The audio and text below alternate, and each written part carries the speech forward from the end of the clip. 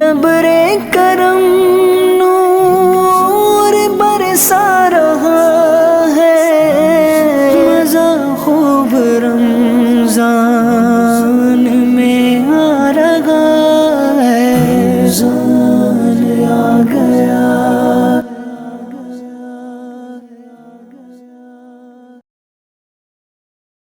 الحمد للہ رب العالمین والصلاة والسلام علی سید الانبیاء والمرسلین اما بعد فاعوذ باللہ من الشیطان الرجیم بسم اللہ الرحمن الرحیم الصلاة والسلام علیک یا رسول اللہ وعلی آلک واصحابک یا حبیب اللہ، الصلاة والسلام علیک یا نبی اللہ وعلی آلک واصحابک یا نور اللہ۔ ایف جی این چینل کے ناظرین، سحری کے بابرکت لمحات میں ایک بار پھر سے لے کر حاضر ہوئے ہیں پروگرام انوار سحری۔ انشاءاللہ الرحمن آج بھی تلاوت قرآن ترجمہ تفسیر سے اپنے اس پروگرام کا آغاز کریں گے۔ اس کے بعد انشاءاللہ آگے کا سلسلہ ہوگا، نعت پاک بھی ہوں گی، مبلغین کے درمیان دلچسپ بہت زبردست گفتگو بھی ہوگی۔ توجہ کے ساتھ اول تاخیر ہمارے ساتھ شریک رہیں اور اس کی برکتیں حاصل کرتے رہیں۔ آئیے بڑھتے ہیں تلاوت قرآن کی جانب، اس کا ترجمہ اور تفسیر بھی آپ کے سامنے بیان کرنے کی سعادت حاصل کریں گے انشاءاللہ۔ اعوذ باللہ من الشیطان الرجیم،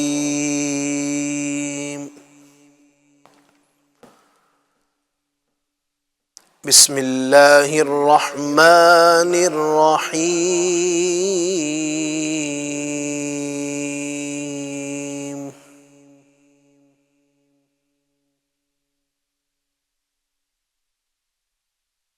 یا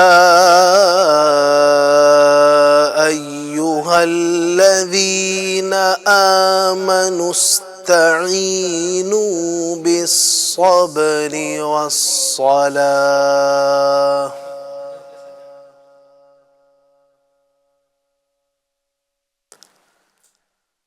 ان اللہ مع الصابرین۔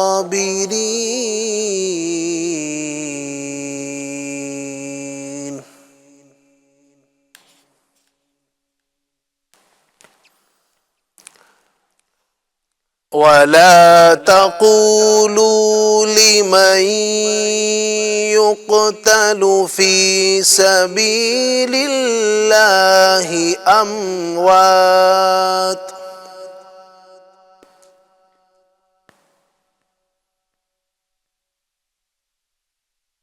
بل أحياء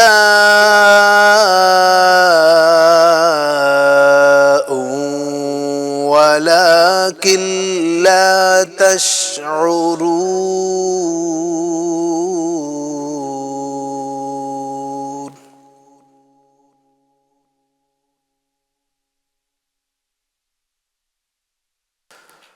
وَلَنَبْلُوَنَّكُمْ بِشَيْءٍ مِّنَ الْخَوْفِ وَالْجُوعِ وَنَقْصٍ مِّنَ الْأَمْوَالِ وَالْأَنفُسِ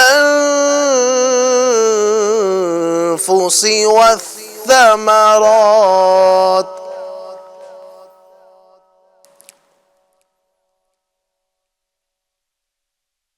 وَبَشِّرِ الصَّابِرِينَ۔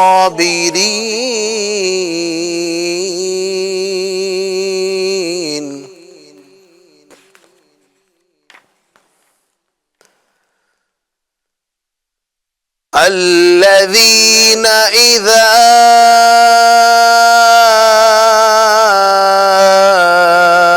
أَصَابَتْهُم مُّصِيبَةٌ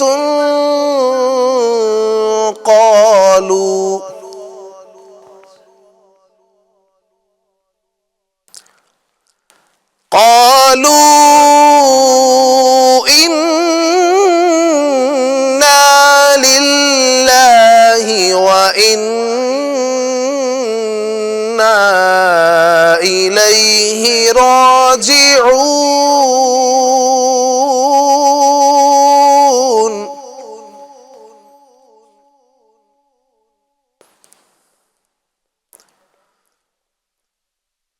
أولئك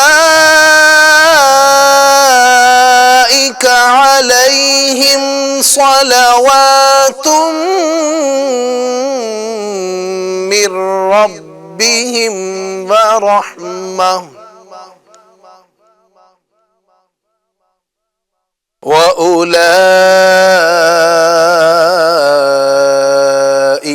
هم المهتدون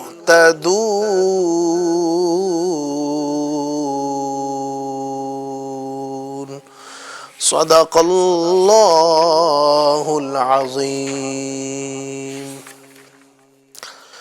الحمدللہ، اللہ تبارک و تعالیٰ کے پاکیزہ کلام قرآن مجید کی سورہ بقرہ کی کچھ آیتیں آپ کے سامنے تلاوت کرنے کی سعادت حاصل کی۔ اللہ پاک ان آیتوں کی برکتیں ہم سب کو نصیب فرمائے۔ آئیے اس میں سے کچھ آیتوں کا ترجمہ اور تفسیر آپ کے سامنے پیش کرنے کی سعادت حاصل کرتا ہوں، تاکہ قرآن کریم کی ان آیات سے ہمیں کیا درس مل رہا ہے، رب تبارک و تعالیٰ کا کیا پیغام ہمیں مل رہا ہے، وہ بھی ہمیں پتہ چلے۔ پہلی آیت تلاوت کی ہے، یا ایھا الذین آمنوا استعینوا بالصبر والصلاۃ ان اللہ مع الصابرین۔ ترجمہ کنز الایمان، اے ایمان والو صبر اور نماز سے مدد چاہو، بے شک اللہ صابروں کے ساتھ ہے۔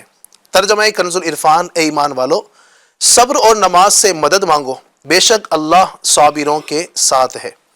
تفسیر صراط الجنان، یا ایھا الذین آمنو، اے ایمان والو، اس سے پہلی آیات میں ذکر اور شکر کا بیان ہوا، اور اس آیت میں صبر اور نماز کا ذکر کیا جا رہا ہے، کیونکہ نماز ذکر اللہ اور صبر و شکر پر ہی مسلمان کی زندگی کامل ہوتی ہے۔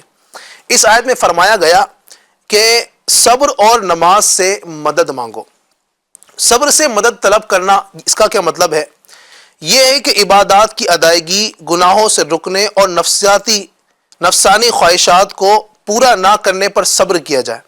اور نماز چونکہ تمام عبادات کی اصل اور اہل ایمان کی معراج ہے اور صبر کرنے میں بہترین معاون ہے، اس لیے اس سے بھی مدد طلب کرنے کا حکم دیا گیا، اور ان دونوں کا بطور خاص اس لیے ذکر کیا گیا کہ بدن پر باطنی اعمال میں سب سے سخت صبر اور ظاہری اعمال میں سب سے مشکل نماز ہے۔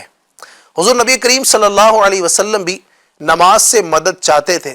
جی ہاں، جیسا کہ حضرت حذیفہ رضی اللہ تعالی عنہ فرماتے ہیں، نبی کریم صلی اللہ علیہ وسلم کو جب کوئی سخت مہم پیش آتی تو آپ صلی اللہ علیہ وسلم نماز میں مشغول ہو جایا کرتے۔ سبحان اللہ۔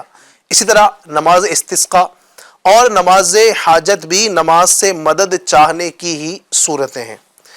آگے فرمایا، ان اللہ مع الصابرین، بے شک اللہ صابروں کے ساتھ ہے۔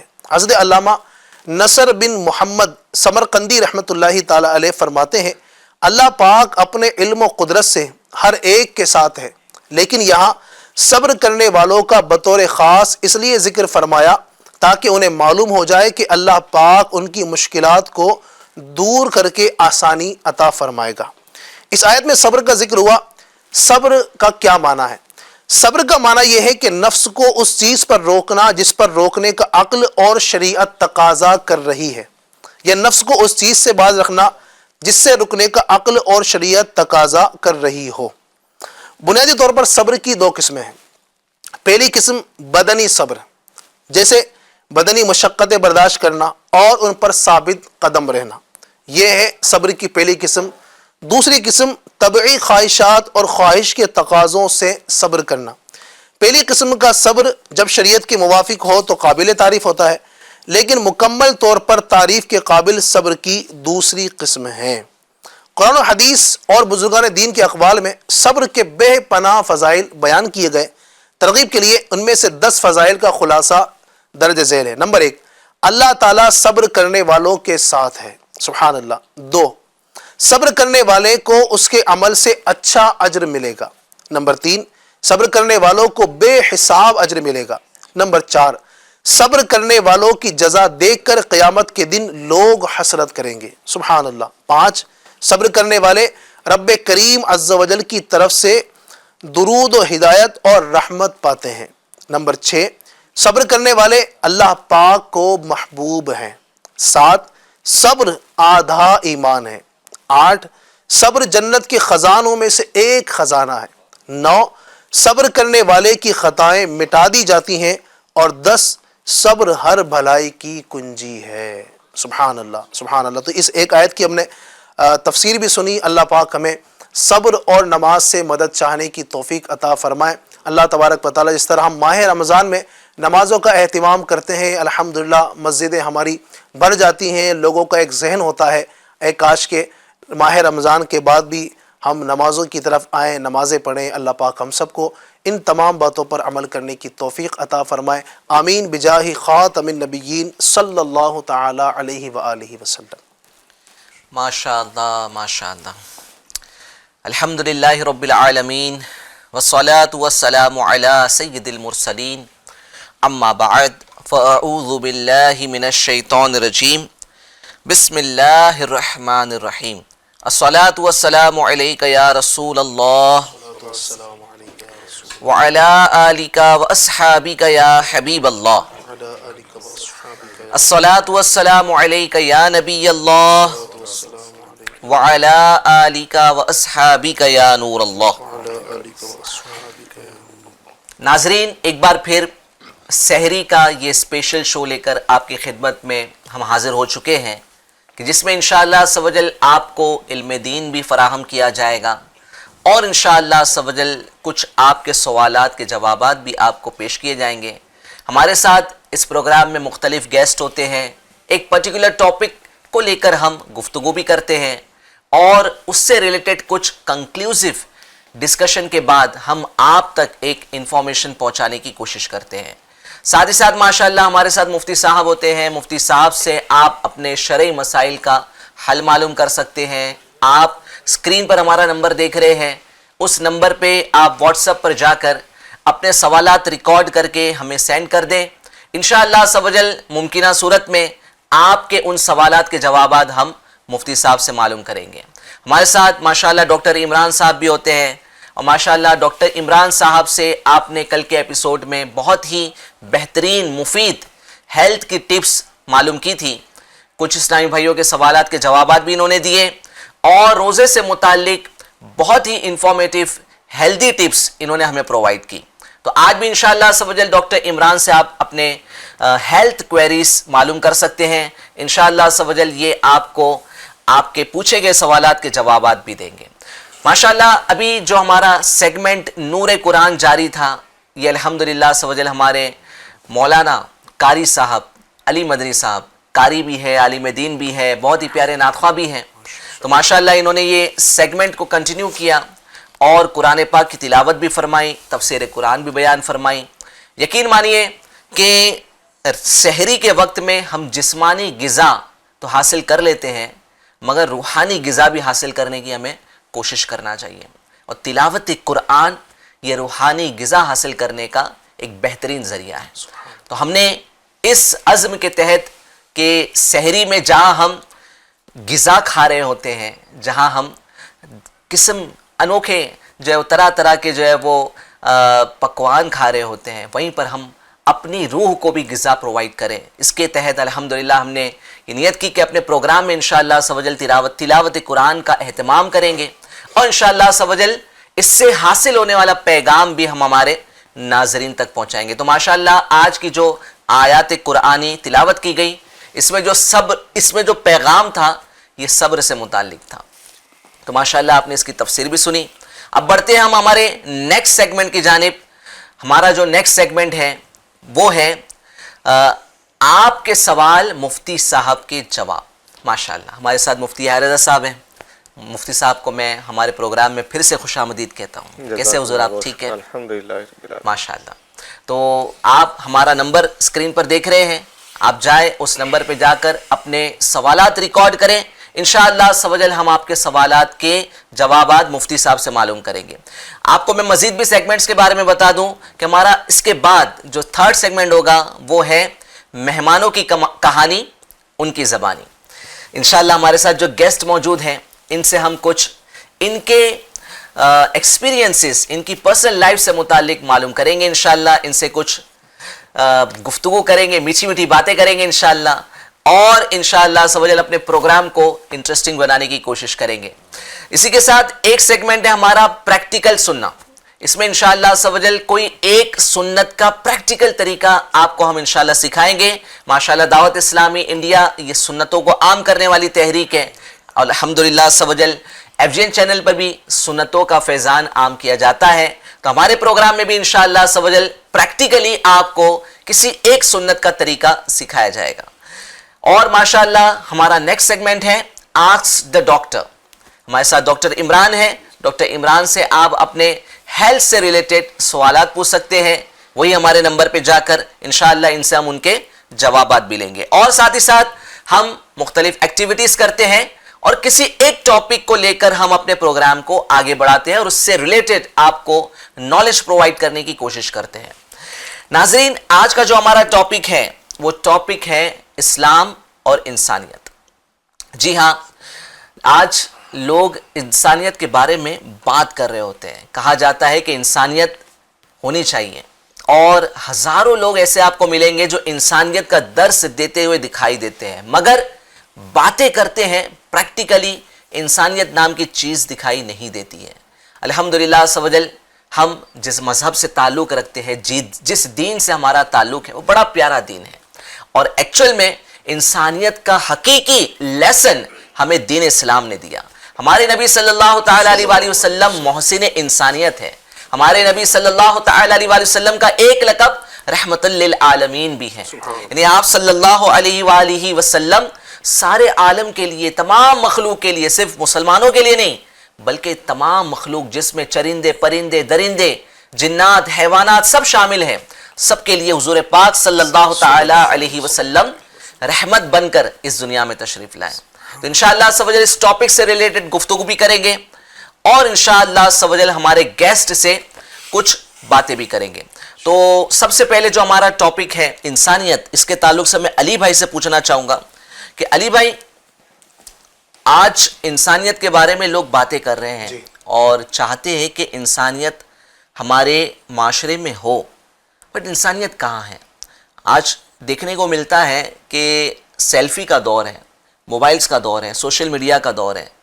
ایک بندے کا ایکسیڈنٹ ہو گیا ہے اور وہ خون سے لت پت پڑا ہوا ہے اور کوئی اس کی مدد کرنے کو آگے نہیں بڑھا مگر ویڈیو بنانے کے لیے سب تیار ہیں. ہر کوئی جو ہے وہ اپنا موبائل نکال رہا ہے اس کی ویڈیو بنا رہا ہے. اس کو ہم انسانیت کہتے ہیں. یعنی یہ انسانیت جو آج موبائل کے حد تک ہو گئی ہے نا صرف کمنٹ کرنا ٹیکسٹ کرنا چرچے کرنا تو یہ تو انسانیت نہیں ہوئی نا کہ مدد جو ہے وہ کسی کی ہم آگے بڑھ کے نہ کریں. کوئی بیچارہ ایکسیڈنٹ ہو گیا ہے پریشان حال ہے. تو اسلام اور انسانیت کا کیا تعلق ہے اس کے بارے میں آپ کچھ ہمیں بتائیں کہ اسلام میں انسانیت کا کیا درس دیا گیا ہے. بسم اللہ الرحمن الرحیم. سید صاحب آج کا جو ٹاپک ہے یقیناً بہت زبردست ٹاپک ہے جی اور الحمدللہ اسلام جو ہے اللہ کے فضل و کرم سے جتنا اس نے انسانیت کا درس دیا ہے کسی اور نے شاید کیا بلکہ یقیناً نہیں دیا ہے. یہ اسلام کی خوبصورتی ہے کہ اسلام اپنے ماننے والوں کو اس کا درس دیتا ہے. اللہ تبارک و تعالیٰ نے قرآن کریم کے اندر بھی ہمیں انسانیت جو ہے اس کے حوالے سے ارشاد فرمایا اور انسان کتنا اہم ہے. ہم بچپن سے ایک جملہ سنتے آ رہے ہیں جی شاید ناظرین بھی بار بار سنتے ہوں گے کہ اشرف المخلوقات کہا جاتا ہے نا کہ انسان اشرف المخلوقات ہے. اشرف المخلوقات کا مطلب ہوتا ہے انسان تمام مخلوقات میں سب سے افضل ہے. اللہ تبارک و تعالیٰ کی جتنی مخلوقات ہیں ان ساری کی ساری مخلوقات میں اللہ تبارک و تعالیٰ نے سب سے بڑا جو مرتبہ دیا ہے وہ انسان کو عطا فرمایا. اللہ تبارک و تعالیٰ قرآن مجید فرقان حمید میں سورہ بنی اسرائیل کے اندر ارشاد فرماتا ہے وَلَقَدْ كَرَّمْنَا بَنِي آدم اور بے شک ہم نے بنی آدم کو آدم کی اولاد کو عزت عطا فرمائی. یعنی انسانیت سے پہلے میں آپ کو انسان کا مرتبہ بتانا چاہتا ہوں کہ دیکھیں انسانیت کو ہم تبھی سمجھیں گے جب انسان کا مرتبہ سمجھیں گے. انسان سے انسانیت جی ہاں انسان کو سمجھیں گے نا ہم کہ انسان کا مرتبہ کتنا ہے تب ہم سمجھ پائیں گے کہ بھئی انسانیت جو ہے نا کتنی اہم چیز ہے. تو انسان کو اللہ تبارک و تعالیٰ نے کتنا اہم بنایا اس کا مرتبہ کتنا رکھا ہے. اللہ تبارک و تعالیٰ فرما رہا ہے کہ بے شک ہم نے بنی آدم کو عزت عطا فرمائی. اس کی تفسیر میں علماء نے جو باتیں لکھی ہے بڑی اہم باتیں لکھی ہے اور وہ فرماتے ہیں کہ آپ دیکھیں انسان کو جو اللہ نے عزت عطا فرمائی آپ انسان کی اگر باڈی کو دیکھیں اس کے جو پارٹس ہیں باڈی کے اور اس کے جو اللہ تبارک و تعالیٰ نے جو حیت اس کی بنائی ہے اللہ نے جو اس کی باڈی بنائی ہے وہی بڑے کمال کی ہے. آپ غور کیجئے ہم منہ سے بولتے ہیں، ٹھیک ہے، اگر اللہ تبارک و تعالیٰ ہمارا منہ ہمارے پاؤں کے اندر بنا دیتا، کیسا عجیب لگتا ہے انسان نا. جی جی اس کھانا ہمیں کھانا ہوتا تو ہمیں کھانا جو ہے نا لقمہ پاؤں میں لے جانا پڑتا. جی اگر جناب ہمارے کان جو ہے یہ ہمارے گھٹنوں میں ہوتے، کتنا انسان عجیب لگتا نا. جی. ٹھیک ہے، اور بھی آپ دیگر چیزیں دیکھتے چلے جائیں تو انسان بڑا عجیب لگتا.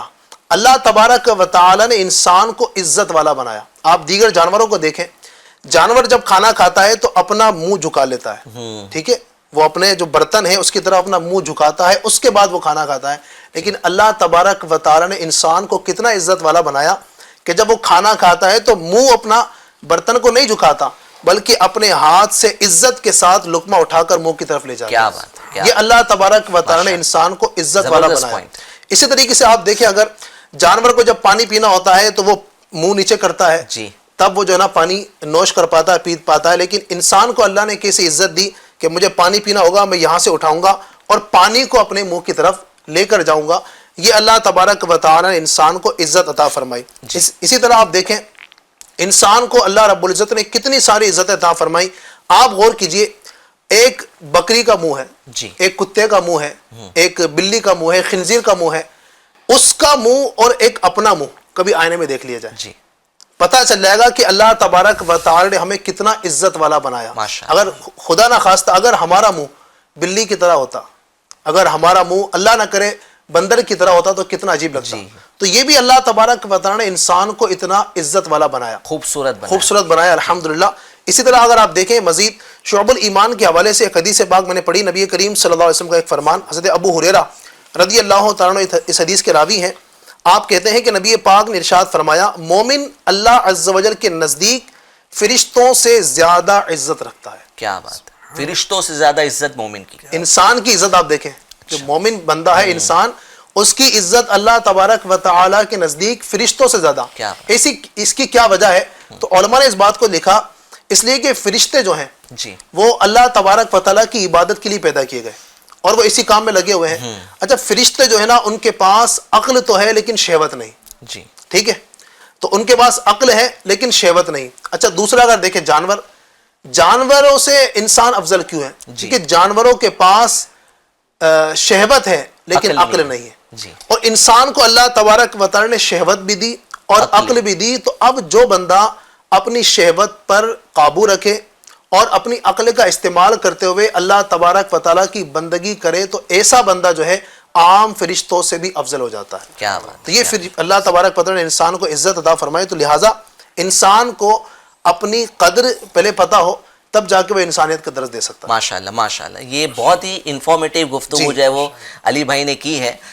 میں چاہوں گا کہ جنید بھائی اس موضوع پر جو ہے وہ کچھ روشنی ڈالیں کہ ماشاءاللہ ابھی ہمیں جو علی بھائی نے جو چیز بتائی نا کہ ہیومن بینگز جو انسان ہیں یہ تمام مخلوق میں افضل ہیں اور ہیومن سے ہی بنتا ہے ہیومینٹی، انسان سے ہی بنتا ہے انسانیت.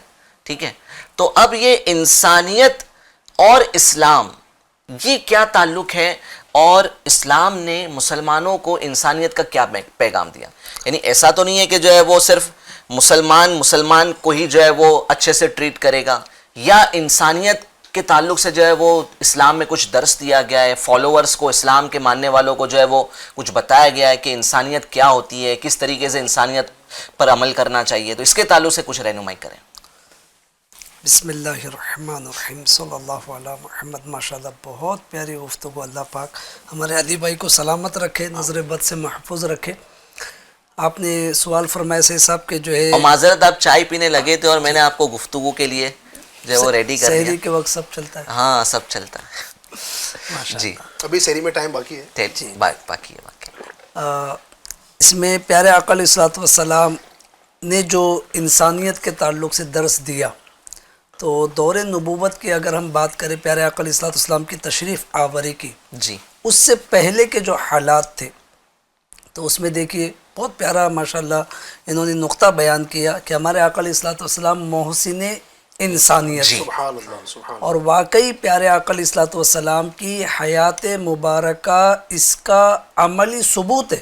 سبحان اللہ. کہ کیسے محسن انسانیت ہے. جب آپ تشریف لائے اس سے پہلے کے حالات پر اگر، کیونکہ تاریخ شاہد ہے، دنیا نے جو ہسٹری پڑھی ہے اگر نہ پڑھی ہو تو پھر ایک بار پڑھی جا سکتی ہے کہ کس طریقے سے سماج میں معاشرے میں درجہ بندی تھی.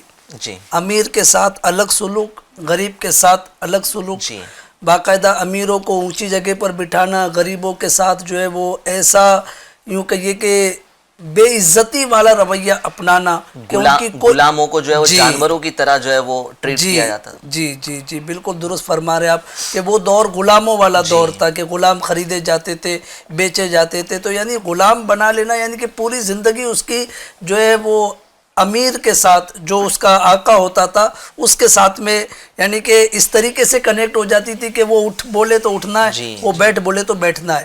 اسلام کی تعلیمات میں دیکھیے الحمدللہ ہمارے آقا علیہ الصلوۃ والسلام نے اس طرف غلاموں کو آزاد کرنے کی طرف بہت زیادہ توجہ دلائی.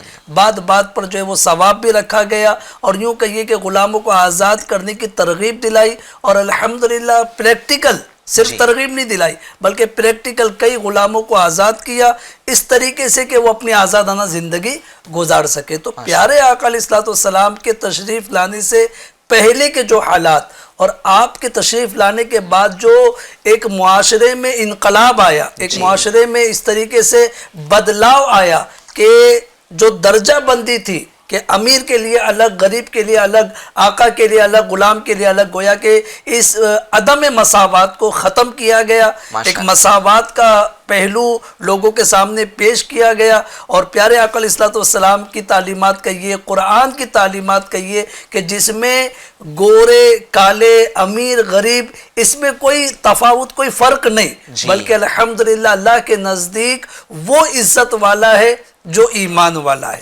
تو لہٰذا ایمان کو الحمدللہ فوقیت دی گئی. جو ایمان لے آئے، اب چاہے وہ امیر ہو، چاہے وہ غریب ہو، چاہے وہ بڑا ہو، چاہے چھوٹا ہو، اللہ کے نزدیک وہ عزت والا ہے. اسی کے ساتھ سے سب ایک اور طبقہ تھا جو بہت زیادہ جس یوں کہیے کہ ظلم و ستم کا شکار تھا، اور وہ تھا یتیموں کا طبقہ.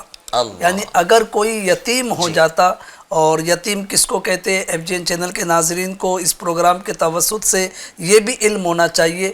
عموماً لوگ کہہ دیتے ہیں یتیم بچی کی شادی ہے. جی اب یتیم بچی کی شادی، ظاہر ہے کہ یتیم جو ہے اس وقت تک، اور ماشاءاللہ مفتی صاحب قبلہ بھی موجود ہے، شرعی رہنمائی بھی فرما دیں گے کہ وہ شخص، وہ بچہ جس کے والد کا انتقال اس کی نابالغی میں ہو جائے تو اسی کو یتیم کہیں گے حضور، جی ہے نا، کہ نابالغ بچہ بچی ہو، جی بلوغ سے پہلے تک اسے یتیم کہا جائے گا. جیسے بالغ ہو گئے تو اب وہ یتیم نہیں کہا جائے گا. الحمدللہ. تو یہ ایک مطلب مدنی پھول بھی ہمیں سیکھنے کو ملا کہ شادی کے لائق ہو گئے، ظاہر ہے کہ بالغ ہے تبھی تو لائق ہوئے. تو لہٰذا جب تک وہ نابالغ ہے اس وقت تک وہ یتیم ہے. تو بہرحال یتیموں کے ساتھ بڑا ناروا سلوک، بڑا مطلب ایسا سلوک کیا جاتا تھا کہ یتیموں کا مال ہڑپ کر لیا جاتا تھا، ان کے یعنی کفالت کے نام پر ان کے اوپر یوں کہیے کہ ظلم و ستم کیے جاتے تھے. الحمدللہ رب العالمین ہمارے آقا صلی اللہ تعالی علیہ وسلم نے اس عدم مساوات کو بھی ختم کیا، اس یوں کہیے کہ ظالمانہ سلوک کو بھی ختم کیا، اور باقاعدہ یتیموں کی پرورش کی ترغیب دلائی. الحمدللہ ہمارے آقا علیہ الصلوۃ والسلام کی احادیث مبارکہ اس معاملے میں بڑی رہنمائی کرتی ہے. اگر آج بھی معاشرے میں، کبھی گھر میں، خاندان میں ایسے، کہ ظاہر ہے کہ ایک معاشرے میں ہم جی رہے اور ایسا ہو سکتا ہے، ہو جاتا ہے کہ کسی کے والد کا انتقال ہو جاتا ہے، بچہ یتیم ہو جاتا ہے، بچی یتیم ہو جاتی ہے، تو بعض لوگ علم دین کی کمی کی بنا پر ان کے ساتھ بڑا عجیب و غریب سلوک کرتے ہیں.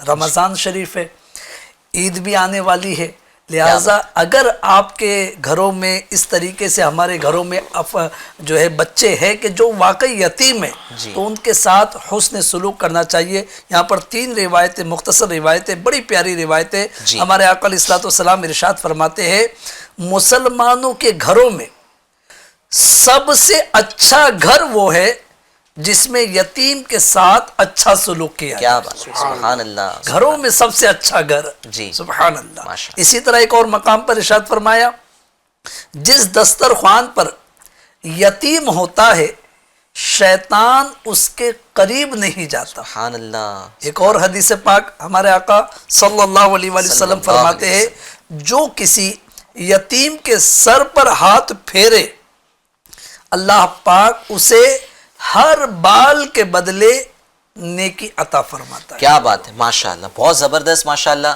یعنی انسانیت جو ہے وہ گویا ہم کہہ سکتے ہیں کہ پامال ہو رہی تھی اور ظلم کا جو ہے وہ دور دورہ تھا.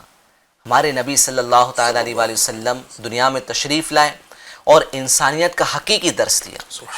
سارے فرق مٹا دیے، سارے ڈفرنسز کو ختم کر دیے. امیر اور غریب کا ڈفرنس، آقا غلام کا ڈفرنس، یتیموں کے ساتھ جو ظلم ہو رہا تھا اس کو ختم کر دیا. ایک اور موضوع ہے ہمارے نبی صلی اللہ تعالیٰ علیہ وآلہ وسلم کے تشریف لانے کے بعد جو ہے وہ اس میں بھی جو ہے وہ بہت زیادہ جو ہے وہ کہتے ہیں نا کہ سوسائٹی کی، معاشرے کی جو ہے وہ ایک ایسا طبقہ تھا کہ جس سے پیروں تلے روندا جاتا تھا، اور وہ تھی عورت. انشاءاللہ ناظرین اس پہ ہم جو ہے مفتی صاحب سے بھی کچھ بات کریں گے. آپ کو پھر یاد دلا دوں کہ انشاءاللہ اس کے بعد جو ہمارا نیکسٹ سیگمنٹ ہے وہ ہے آپ کے سوالات، مفتی صاحب کے جوابات.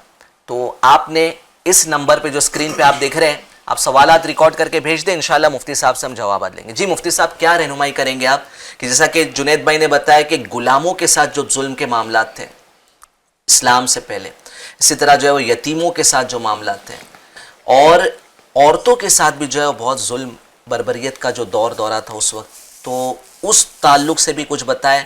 اور حضور پاک صلی اللہ علیہ وسلم کی آمد کے بعد پھر عورتوں کو کیا مقام ملا؟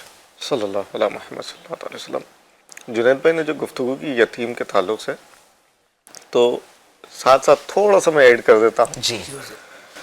کہ جب اسلام آیا اور یتیموں کے ساتھ اسلام نے جو درس دیا جی. اس کا اثر یہ ہوا کہ مختلف موقعوں پر جب کسی کا باپ دنیا سے رخصت ہو جاتا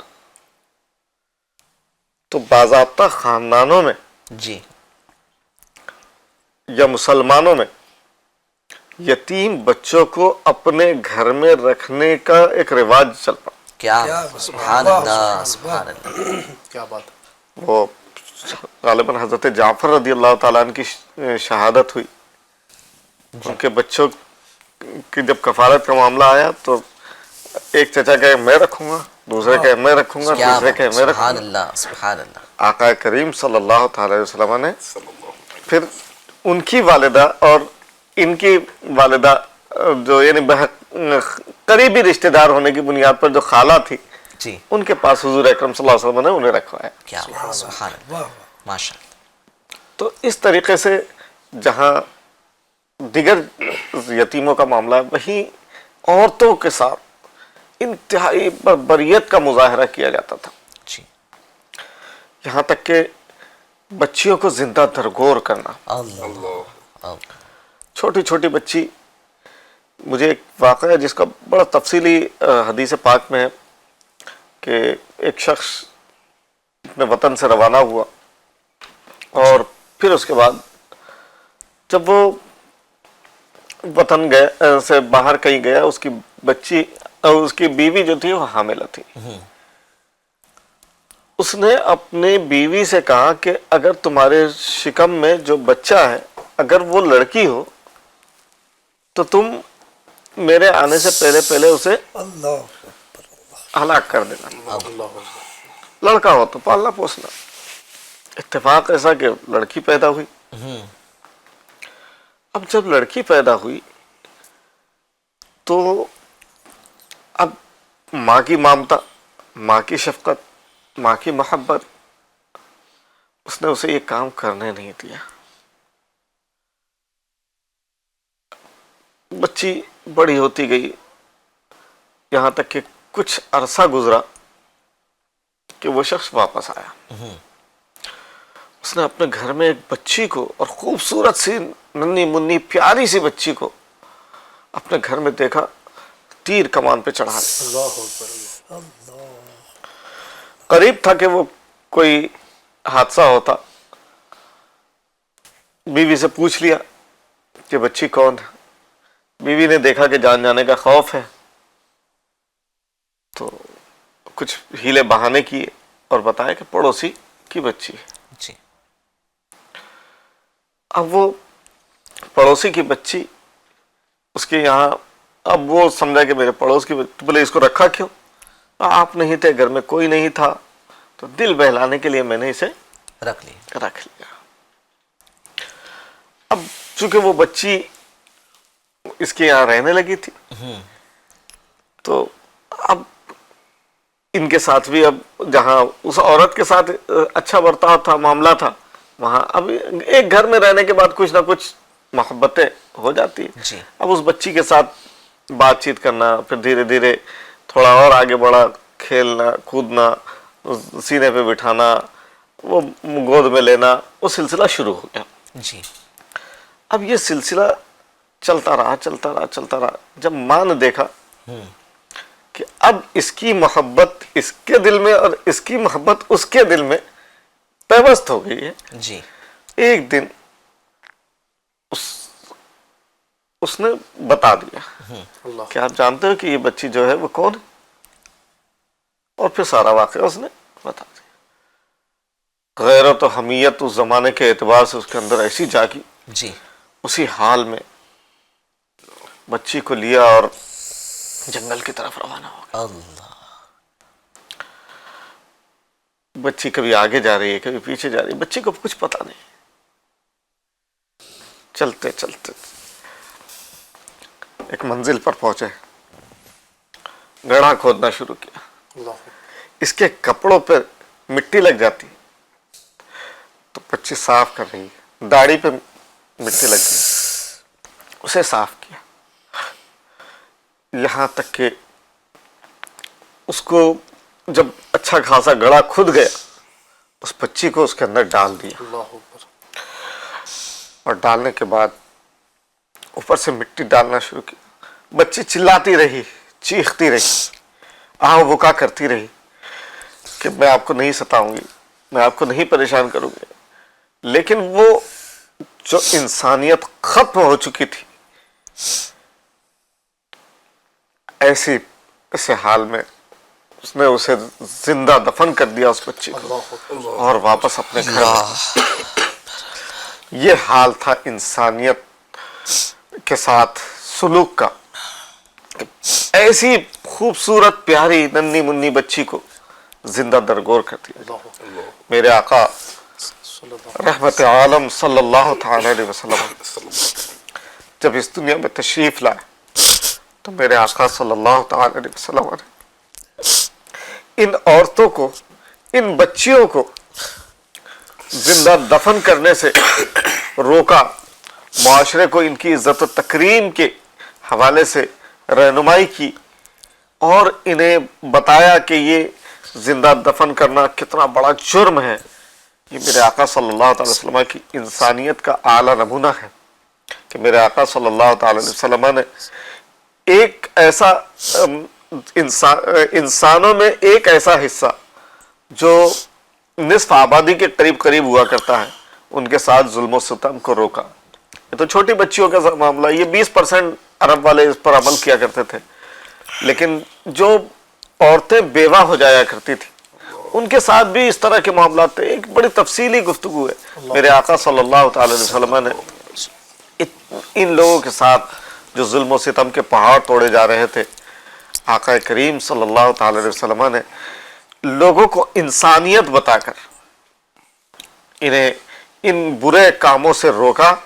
اور آج الحمدللہ یہی عورتیں ہیں، یہی بچیاں ہیں کہ آج معاشرے کا ایک حصہ بنی ہوئی. سبحان اللہ سبحان اللہ. ماشاء اللہ ماشاء اللہ. یقین مانیے کہ اسلام میں عورتوں کو جو مرتبہ دیا گیا ہے وہ کہیں پر بھی نہیں. آج مسلمانوں کے گھر میں جب بیٹی پیدا ہوتی ہے تو مسلمان فخر سے کہتا ہے میرے گھر میں رحمت آئی، الحمدللہ. خوشیاں مناتا ہے. یعنی جو دوسرے معاشرے میں دیکھنے کو ملتا ہے نا کہ لڑکے اور لڑکیوں میں بھید بھاؤ، ڈسکریمنیشن، اور پھر لڑکوں کے ساتھ کچھ زیادہ اچھا سلوک کرنا، لڑکیوں کے ساتھ کم اچھا سلوک کرنا، یہ اسلام میں دیکھنے کو نہیں ملے گا آپ کو. جو حقیقی معنوں میں اسلام سے محبت کرنے والا، اسلام کو جاننے والا، قرآن اور حدیث کی تعلیم سے آشنا ہوگا نا، وہ کبھی بھی جو ہے وہ بچیوں کے ساتھ، لڑکیوں کے ساتھ اس طرح کا سلوک نہیں کرے گا۔ آج جو ہے وہ ایک طبقہ ہے کہ جو اسلام اور وومن رائٹس کے تعلق سے کمپیریزن کرتا ہے۔ ہاں مفتی صاحب، ایک کمپیریزن ہوتا ہے کہ جو ہے وہ اسلام میں عورتوں کے ساتھ جو ہے وہ سلوک برابر نہیں ہے، اور کمپیریزن کا مدعا کیا ہوتا ہے کہ اسلام میں عورتوں کو برقع پہنانے کی جو ہے وہ تاکید ہے، پردے کی تاکید ہے۔ تو اب یہ چیز کو لے کر جو ہے وہ اسلام پر انگلیاں اٹھائی جاتی ہے۔ آپ دیکھیں یہ جو واقعات جو مفتی صاحب نے بتائے، یہ جہالت، دور جہالت کے واقعات ہیں، ایک دو نہیں سینکڑوں واقعات اس طرح کے۔ جی اس طرح کے آپ کو بے شمار واقعات ملیں گے۔ رسالہ اور امیر سنت کا جی زندہ بیٹی کنویں میں دفن کر دی، اللہ، یہ ایک رسالہ ہے، اس میں کافی ساری چیزیں۔ اسی طرح آپ کو صرف عرب میں نہیں بلکہ جو ہے وہ آپ دیگر ممالک میں بھی چلے جائیں گے تو وہاں پر بھی اس طرح جو ہے وہ عورتوں کے ساتھ، بچیوں کے ساتھ ظلم کے معاملات آپ کو دیکھنے کو ملیں گے۔ ہو رہے تھے اس طرح کے معاملات، اور اب بھی ہوتے ہیں۔ جو اسلام سے دور ہے، جو اسلام کو نہیں جانتے ہیں، تو ہو سکتا ہے کہ آج بھی اس طرح کے معاملات ہو رہے ہو، بچیوں کے ساتھ جو ہے وہ ظلم و ستم کے معاملات ہو رہے ہو۔ الحمدللہ عورتوں کو، بچیوں کو، بیٹیوں کو اسلام میں پروٹیکشن دیا گیا، بیٹیوں کا مرتبہ بیان کیا گیا، یعنی کبھی جو ہے وہ عورت کو بطور ماں کے مقام کو بیان کیا گیا، یعنی کہتے ہیں نا کہ گلوریفائی کرنا کہ ماں کا مقام کیا ہے۔ ماں کے قدموں میں اگر آپ نے جو ہے وہ، اگر آپ نے قدم چومے تو گویا آپ نے جنت کی چوکٹ چومی۔ اسی طرح بیٹی کا جو ہے وہ مرتبہ بتایا گیا کہ بیٹی اگر گھر میں پیدا ہو، 3 بیٹی ہے تو تمہارے لیے جنت، وہ پوری حدیث ہے جو صحابہ اکرام سے ہمارے نبی صلی اللہ علیہ وسلم نے فرمایا کہ 3 بیٹیاں جس کے گھر میں ان کی کفالت کرے تو ان کے لیے جنت۔ کسی نے کہا کہ جو ہے وہ میرے گھر میں 2 بیٹی ہے تو کہا تمہارے لیے بھی جنت، 1 بیٹی ہے تو تمہارے لیے بھی جنت۔ یعنی اتنی فضیلتیں بیٹیوں کے تعلق سے، ماں کے تعلق سے، بہن کے تعلق سے، اسلام میں کیا مرتبہ دیا گیا ہے عورتوں کو۔ انسانیت اسے کہتے ہیں، اسلام میں انسانیت ہے۔ ماشاءاللہ اس ٹاپک کو ہم لے کر چلیں گے، آگے بڑھیں گے۔ میں علی بھائی سے ریکویسٹ کروں گا، بہت اچھے نعت خواں بھی ہیں، علی بھائی اگر وہ کلام آپ کو یاد ہو یا آپ دیکھ کر نکال سکتے ہیں، ارض و سما بنے ہیں، اگر وہ کلام، اس میں جو ہے وہ ہمارے نبی صلی اللہ علیہ وسلم کے آنے سے پہلے، دنیا میں تشریف لانے سے پہلے جو حالات تھے، اور پھر آپ کے تشریف لانے کے بعد جو حالات ہوئے، بڑا پیارا جو ہے وہ منظر کشی اس میں کی گئی ہے۔ اگر وہ کلام اگر آپ پڑھ سکے، کچھ دیر کے بعد آپ نکال کے رکھیں، انشاءاللہ ہم لیں گے آپ سے۔ آپ بھی اگر علی بھائی سے کچھ کلام سننا چاہتے ہیں تو ضرور فرمائش کریں۔ آئیے ہم چلتے ہیں ہمارے نیکسٹ سیگمنٹ کی جانب، جس کا نام ہے آپ کے سوالات اور مفتی صاحب کے جوابات۔ تو اگر کچھ سوالات جو ہے وہ ہمارے ناظرین کی طرف سے آئے ہیں تو میں ہماری ٹیم سے ریکویسٹ کروں گا کہ پلیز اسے چلائیں، انشاءاللہ ہم مفتی صاحب سے اس کے تعلق سے رہنمائی حاصل کریں گے۔ جی السلام علیکم ورحمۃ اللہ وبرکاتہ۔ وعلیکم السلام ورحمۃ اللہ وبرکاتہ۔ میں چھتیس گڑھ سے قاسم خان عرض کر رہا ہوں، مفتی صاحب کی بارگاہ میں عرض ہے کہ زکوٰۃ کس پر اور کب واجب ہوتی ہے، بتا دیجئے۔ جی مفتی صاحب، رمضان کا مہینہ ہے اور ایک کامن کوشچن ہے، مسلمانوں کے ذہن میں یہ بات آتی ہے کہ زکوٰۃ کس پر ہے اور زکوٰۃ کب واجب ہوتی ہے؟ زکوٰۃ کب واجب ہوتی ہے؟ جی زکوٰۃ پہلے کس پر واجب؟ صحیح۔ تو زکوٰۃ مسلمان، جی غیر مسلم پر زکوٰۃ واجب نہیں، اور بالغ ہونا، ٹھیک ہے، نابالغ پر زکوٰۃ واجب نہیں ہے، اور عاقل ہونا، اوکے، یعنی عقل مند ہونا یہ بھی ضروری ہے۔ اگر مجنون ہے، پاگل ہے، اور اس کا پاگل پن، وہ اس کی کچھ شرائط ہے، جی وہ شرائط اگر اس کے اندر پائی جا رہی ہے تو اس پر بھی زکوٰۃ فرض نہیں ہے۔ آج کے دور میں غلام نہیں، آزاد ہونا یہ بھی ضروری ہے۔ تو یہ چیزیں ہیں کہ ان پر زکوٰۃ فرض ہے، لیکن کب؟ کب؟ ہے نا؟ جی تو جن کے پاس 7.5 تولہ سونا، ٹھیک ہے، 52.5 تولہ چاندی، یا تھوڑا سونا تھوڑی چاندی، اوکے، جو 52.5 تولہ چاندی کی قیمت کو پہنچتے ہیں، ٹھیک، یا اتنا روپیہ آج کے زمانے میں، ایک 3 چیزیں اصل ہیں۔ جی ایک ثمن اصلی یعنی سونا چاندی، ایک مال تجارت، جی اور ایک چرائی کے جانور۔ ٹھیک اصل یہ تین ہی چیزوں پہ زکوٰۃ ہے.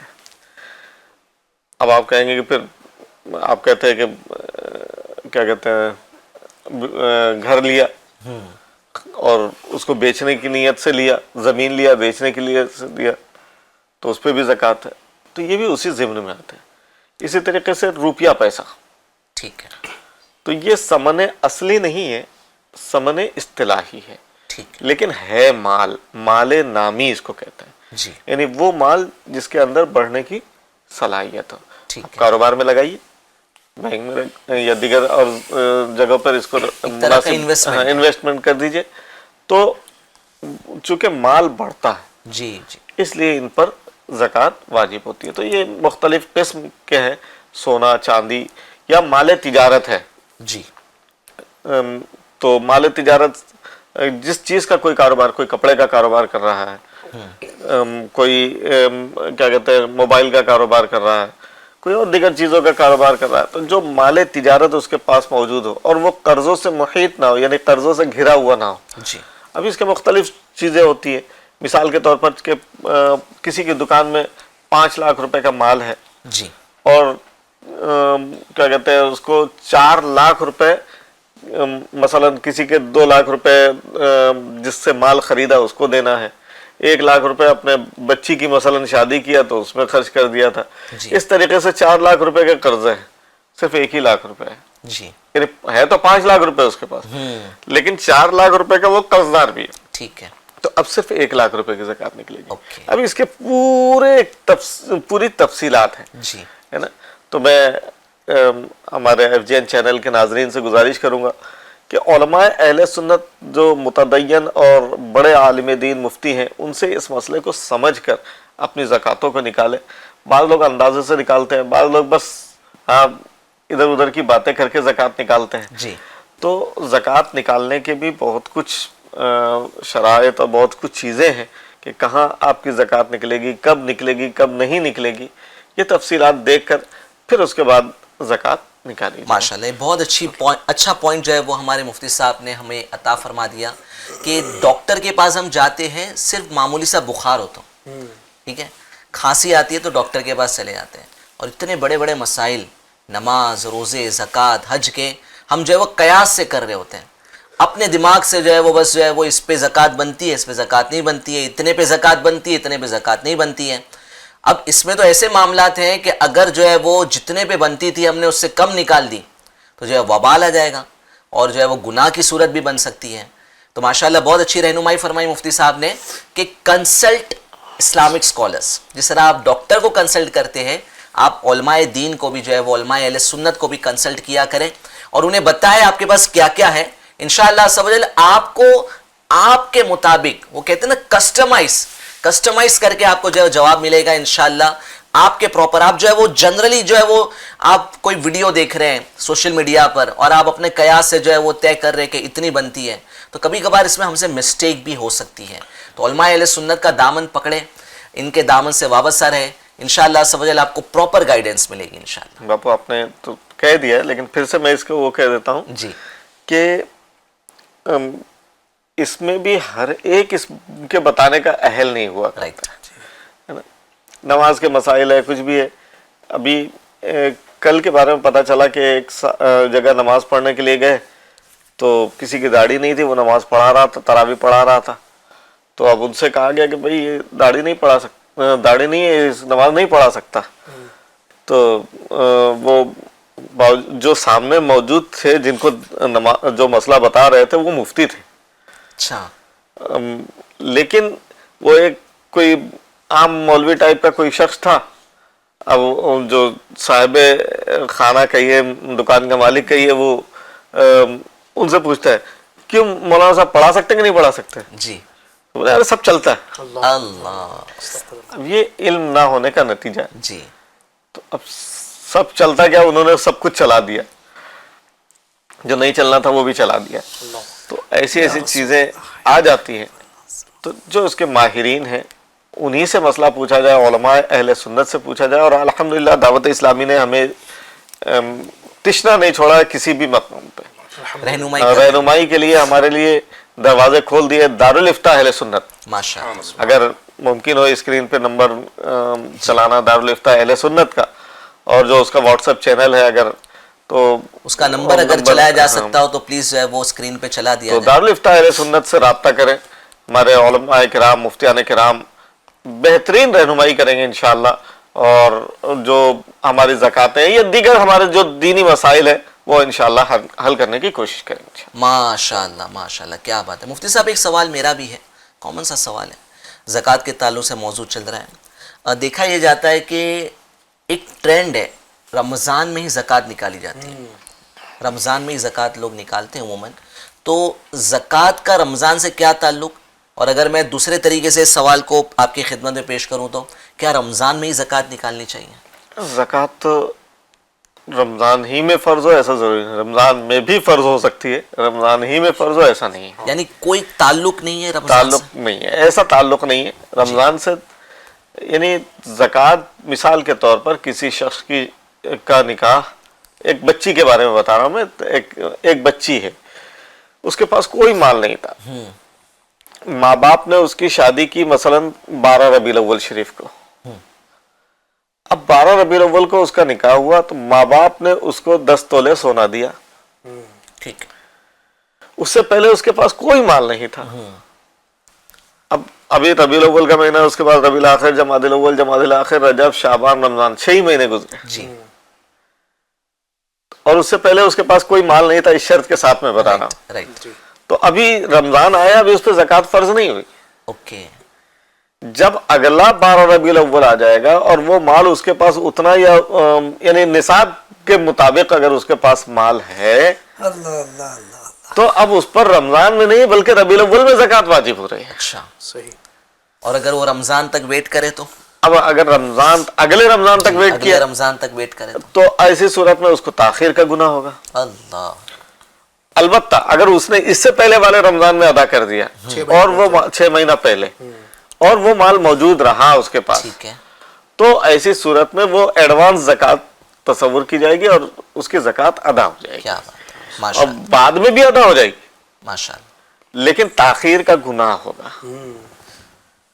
ठीक है, माशाल्लाह। मुफ्ती साहब से और भी सवालात हम करेंगे, कुछ और जो है वो सवालात हमारे नाजरीन ने हमें भेजे हैं। मुफ्ती साहब क़िबला ने इस सवाल के जवाब में कई लोगों को यूँ शायद सहरी के वक्त बेदार कर दिया होगा जी कि ख़वातीन पर ज़कात है। जी जी जी, जो माशाअल्लाह ख़वातीन सुन रही होगी जिनके पास सोना चांदी मिक्स होगा, अब वो निसाब को अगर पहुंच रहा है, शराइत अगर हुजूर पाई जा रही, उमूमन तो घर के मर्द हजरात चूँकि वो कमाते जी। हैं तो वही ज़कात के मामला देखते हैं। ख़वातीन शायद इस ताल्लुक से गौर करती है नहीं करती है, या ख़वातीन- मर्द हजरात? खवातीन का क्लेम ये होता है जुनैद भाई जी कि हम कमाते नहीं हैं। कमाते नहीं। जी, वही इसीलिए कहाँ तो से ज़कात मैंने ये जुमला अर्ज़ किया ना कि मर्द हजरात कमाते हैं, तो हुजूर थोड़ी सी अगर इस तरफ भी अगर रोशनी हो जाए और फिर जी, अगर जी, जी। आगे बढ़ा जाए, क्योंकि ख़वातीन की सही। एक तादाद है जो आपने फरमाया है, जैसे उमूमन शादी ब्याह के वक्त वालिदैन जो है ये जेवर देते ही है और उनको मालिक ही बनाया जाता है। अब आपने तो 12 रबीउल अव्वल से रमज़ान सिर्फ 6 महीने गिने, कई एक को 6 साल हो चुके होंगे, कई एक को और कई साल हो चुके होंगे। एक ऑब्जर्वेशन ये भी बताता हूँ मैं जी। आपको, जैसे मुफ्ती साहब ने कर्ज के बारे में बताया, जी। तो उन्होंने देखा जाता है कि मर्द पर कर्ज होता है, जी ठीक है, औरतों पर कर्ज की भी जो है ना बहुत कम बहुत कम चांसेस सूरत होते कम हैं। होते अब इनके पास होती है ज्वेलरी, जी ऑर्नामेंट्स जो उनके पास होते हैं ठीक ठाक होते हैं, तो और ये कहते हैं हम कमाते नहीं है, तो अब क्या करना चाहिए? ज़कात इनकी? जुनैद भाई ने भी वही सवाल किया, आपने भी तकरीबन मिलता जुलता सवाल किया। जी औरतों के पास जो जेवरात हैं तो उसकी अगर वो उसकी खुद मालिक हैं तो ऐसी सूरत में उन्हीं पर उसकी ज़कात वाजिब है। अब ये कहते हैं कि कमाते नहीं हैं तो आप उन्हीं सोने चांदी को बेचकर आपको ज़कात देना होगा, या बेच कर दें या उन्हीं सोने चांदी में से ज़कात अदा करें। सोने की भी से भी ज़कात अदा होती है। असल तो समने असली सोना ही और चांदी ही है, मैंने शुरू में भी कहा जी जी कि रुपया पैसा तो ये माल हमारा जो है ये एक समन इस्तिलाही है, जी यानी गवर्नमेंट ने इसको समन मुकर्रर किया। जैसे अब पहले 2000 के नोट चलते थे, जी, आज अगर 2000 के नोट लेके मार्केट में जाएंगे कोई नहीं लेगा, क्योंकि गवर्नमेंट ने उसका चलन बंद कर दिया। सही, तो समन इस्तिलाही है। और सोना चांदी आप कहीं भी लेके चले जाए, हर जगह चले। हर जगह चलेगा। تو ثمن اصلی جو ہوا کرتا ہے اصل اسی پہ زکوٰۃ ہے. ٹھیک ہے. صحیح. تو اور وہی اگر کسی عورت کے پاس, کسی خاتون کے پاس پیسہ نہیں ہے, اماؤنٹ نہیں ہے, تو وہ اپنے سونے کو بیچ کر یا سونا ہی یا چاندی ہی زکوٰۃ میں دے گی. کیا بات ہے, ماشاءاللہ, بہت اچھی کلیئرٹی مل گئی ماشاءاللہ. اور بھی کچھ سوالات ہیں انشاءاللہ ہم وقت مناسب پہ لیں گے. علی بھائی کی طرف چلتے. علی بھائی وہ کلام آپ نے دیکھا, پڑھیں گے آپ, سنائیں گے؟ چلے ماشاءاللہ, ایک بڑا ہی پیارا کلام ہے. انسانیت کی ہم بات کر رہے ہیں تو محسن انسانیت ہمارے نبی صلی اللہ تعالیٰ علیہ وآلہ وسلم کی ولادت سے پہلے اور بعد کے جو معاملات تھے وہ انشاءاللہ اس کلام میں ہم سنیں گے. صلو علی الحبیب صلی اللہ تعالی علی محمد صلی اللہ تعالی علیہ وسلم. ارض و سما بنے ہیں اسی نور کے طفیل, تارے چمک رہے ہیں اسی نور کے طفیل. ارض و سما بنے ہیں اسی نور کے طفیل, تارے چمک رہے ہیں اسی نور کے طفیل. گلشن ہرے بھرے ہیں اسی نور کے طفیل, دونوں جہاں سجے ہیں اسی نور کے طفیل. اس نور کا ازل سے ابد تک ہے سلسلہ, یہ نور وہ ہے جس کا طرفدار ہے خدا. ارض و سما بنے ہیں اسی نور کے طفیل, تارے چمک رہے ہیں اسی نور کے طفیل. آیا ہے راہ راست دکھانے کے واسطے, بندوں کو ان کے رب سے ملانے کے واسطے. آیا ہے راہ راست دکھانے کے واسطے, بندوں کو ان کے رب سے ملانے کے واسطے. انسان کو بندگی کا سلیقہ سکھائے گا, انسان کو انسانیت کا سلیقہ سکھائے گا. یہ نور ظلمتوں کو اجالے بنائے گا. ارض و سما بنے ہیں اسی نور کے طفیل, تارے چمک رہے ہیں اسی نور کے طفیل.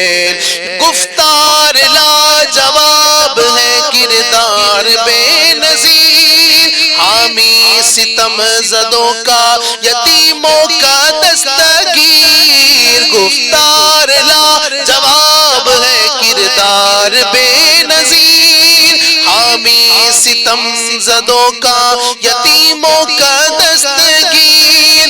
ہلکا بگوش اس کے ہے کیا شاہ کیا فقیر, انسان رہ سکے گا نہ انسان کا اسیر. بھوکا رہے گا خود وہ جہاں کو کھلائے گا, وہ اپنے دشمنوں کو گلے سے لگائے گا.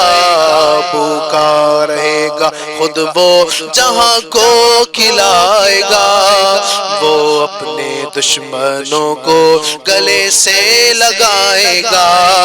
پیغام حق یہ سارے جہاں کو سنائے گا, کینہ زدوں کو رش کے گلستہ بنائے گا. پیغام حق یہ سارے جہاں کو سنائے گا, کینہ زدوں کو رش کے گلستہ بنائے گا. ہر گام رحمتوں کے خزانے لٹائے گا, انسان کو یہ درس اخوت سکھائے گا. دے گا کچھ اس ادا سے پیغام دوستی, ذہنوں سے دور کر دے گا صدیوں کی دشمنی. ارض و سما بنے ہیں کے طفیل, تارے چمک رہے ہیں اسی نور کے طفیل.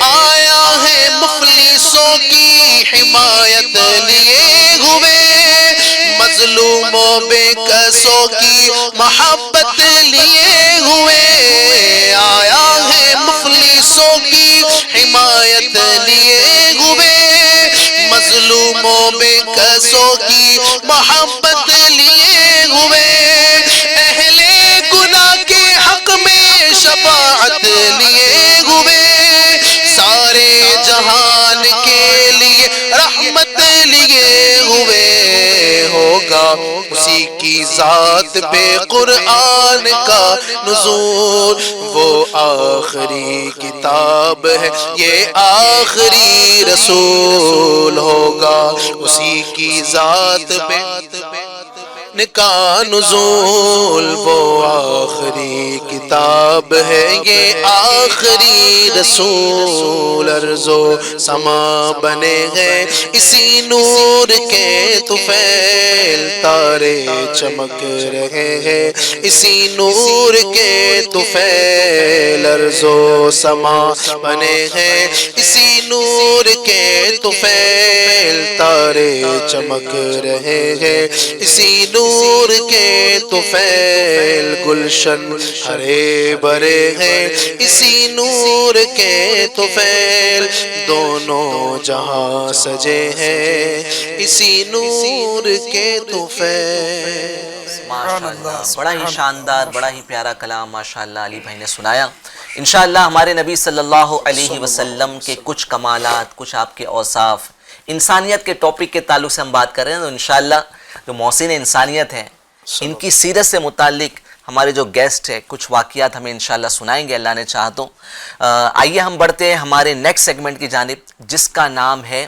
آسک دا ڈاکٹر ماشاءاللہ ہمارے ساتھ ڈاکٹر عمران صاحب ہیں اور یہ میڈیکل فیلڈ سے تعلق رکھتے ہیں بہت ہی انفارمیٹیو گفتگو یہ کرتے ہیں تو آئیے ہمارے کچھ ناظرین کے کالز ہیں انہوں نے اپنی آڈیوز ہمیں سینڈ کی ہیں ان کے سوالات ہم چلاتے ہیں اور انشاءاللہ ڈاکٹر عمران سے میڈیکل ٹپس حاصل کرتے ہیں جی وبرکاتہ عاشق اتاری ڈسٹرکٹ اجین ایم پی سے عرض کر رہا ہوں میرا یہ سوال ہے کہ رمضان میں ٹائم پاس کرنے کے لیے کچھ لوگ موبائل میں گھنٹوں گھنٹوں گیم میں گزار دیتے ہیں اس کے کیا کیا نقصانات ہیں رہنمائی فرما دیجیے جی جزاک اللہ خیرہ اچھا اب یہ جو سوال کیا گیا نا تو اس میں کچھ میڈیکل سے ریلیٹڈ بھی جو ہے وہ نقصانات انشاءاللہ ہم ڈاکٹر صاحب سے لیں گے اور انشاءاللہ جنید بھائی سے معلوم کریں گے کہ رمضان میں موبائل کا اتنا استعمال کرنا موبائل پر ویڈیوز دیکھنا اور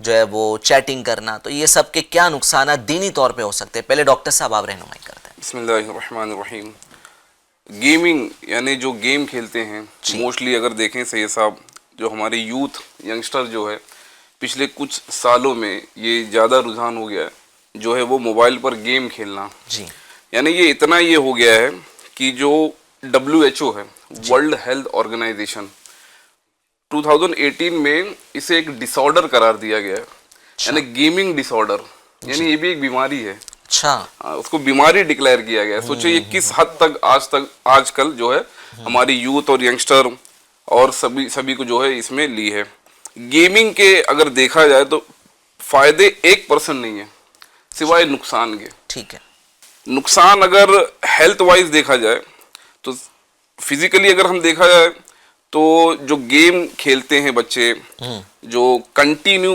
1 گھنٹہ 2 گھنٹہ 6 گھنٹے تک جو ہے بیٹھ جاتے ہیں تو اس کے وجہ سے نا سب سے پہلے تو ہمارے آئی سائٹ جو ہم کنٹینیو دیکھ رہے ہیں موبائل پہ نا تو ہماری جو ریٹینا ہوتی ہے تو اس پہ بہت زیادہ افیکٹ پڑتا ہے صحیح تو اس سے جو ہے نا ہماری جو دیکھنے کی شمتا ہے دیکھنے کی جو یہ ہے تو اس پہ پہلا تو افیکٹ یہ پڑے گا اس کی ایک آپ کو بات بھی عرض کرتا ہوں کہ پہلے کے دور میں جب ٹی وی پہ سب کچھ دیکھا جاتا تھا موبائل نہیں تھا تو آپ کو یاد ہوگا کہ ایک آ جاتا تھا کہ ٹی وی زیادہ قریب سے نہ دیکھا جائے ٹھیک ہے قریب سے تاکہ آنکھ آپ کی جو ہے وہ خراب نہ ہو اب جو ہے وہ یہی ٹی وی کی جو اسکرین ہے وہ موبائل میں آ گئی ہے اب وہ موبائل اتنا قریب ہوتا ہے اور بچے اس میں گیم کھیل رہے ہوتے ہیں حالانکہ وہ قریب بھی سمجھ لیجیے دور تھا اچھا اب کا جو قریب ہے نا بہت زیادہ یہ بہت زیادہ ہو گیا ہے اور یہ آنکھوں پر بہت زیادہ افیکٹ پڑ رہا ہے یعنی ریٹینا تو ڈسٹارٹ یعنی ختم ہوتی چلی جا رہی ہے ایسا بھی دیکھا گیا ہے دوسرا یہ کہ جب گھنٹے بچے بیٹھتے ہیں جب ایک ہی پوسچر پہ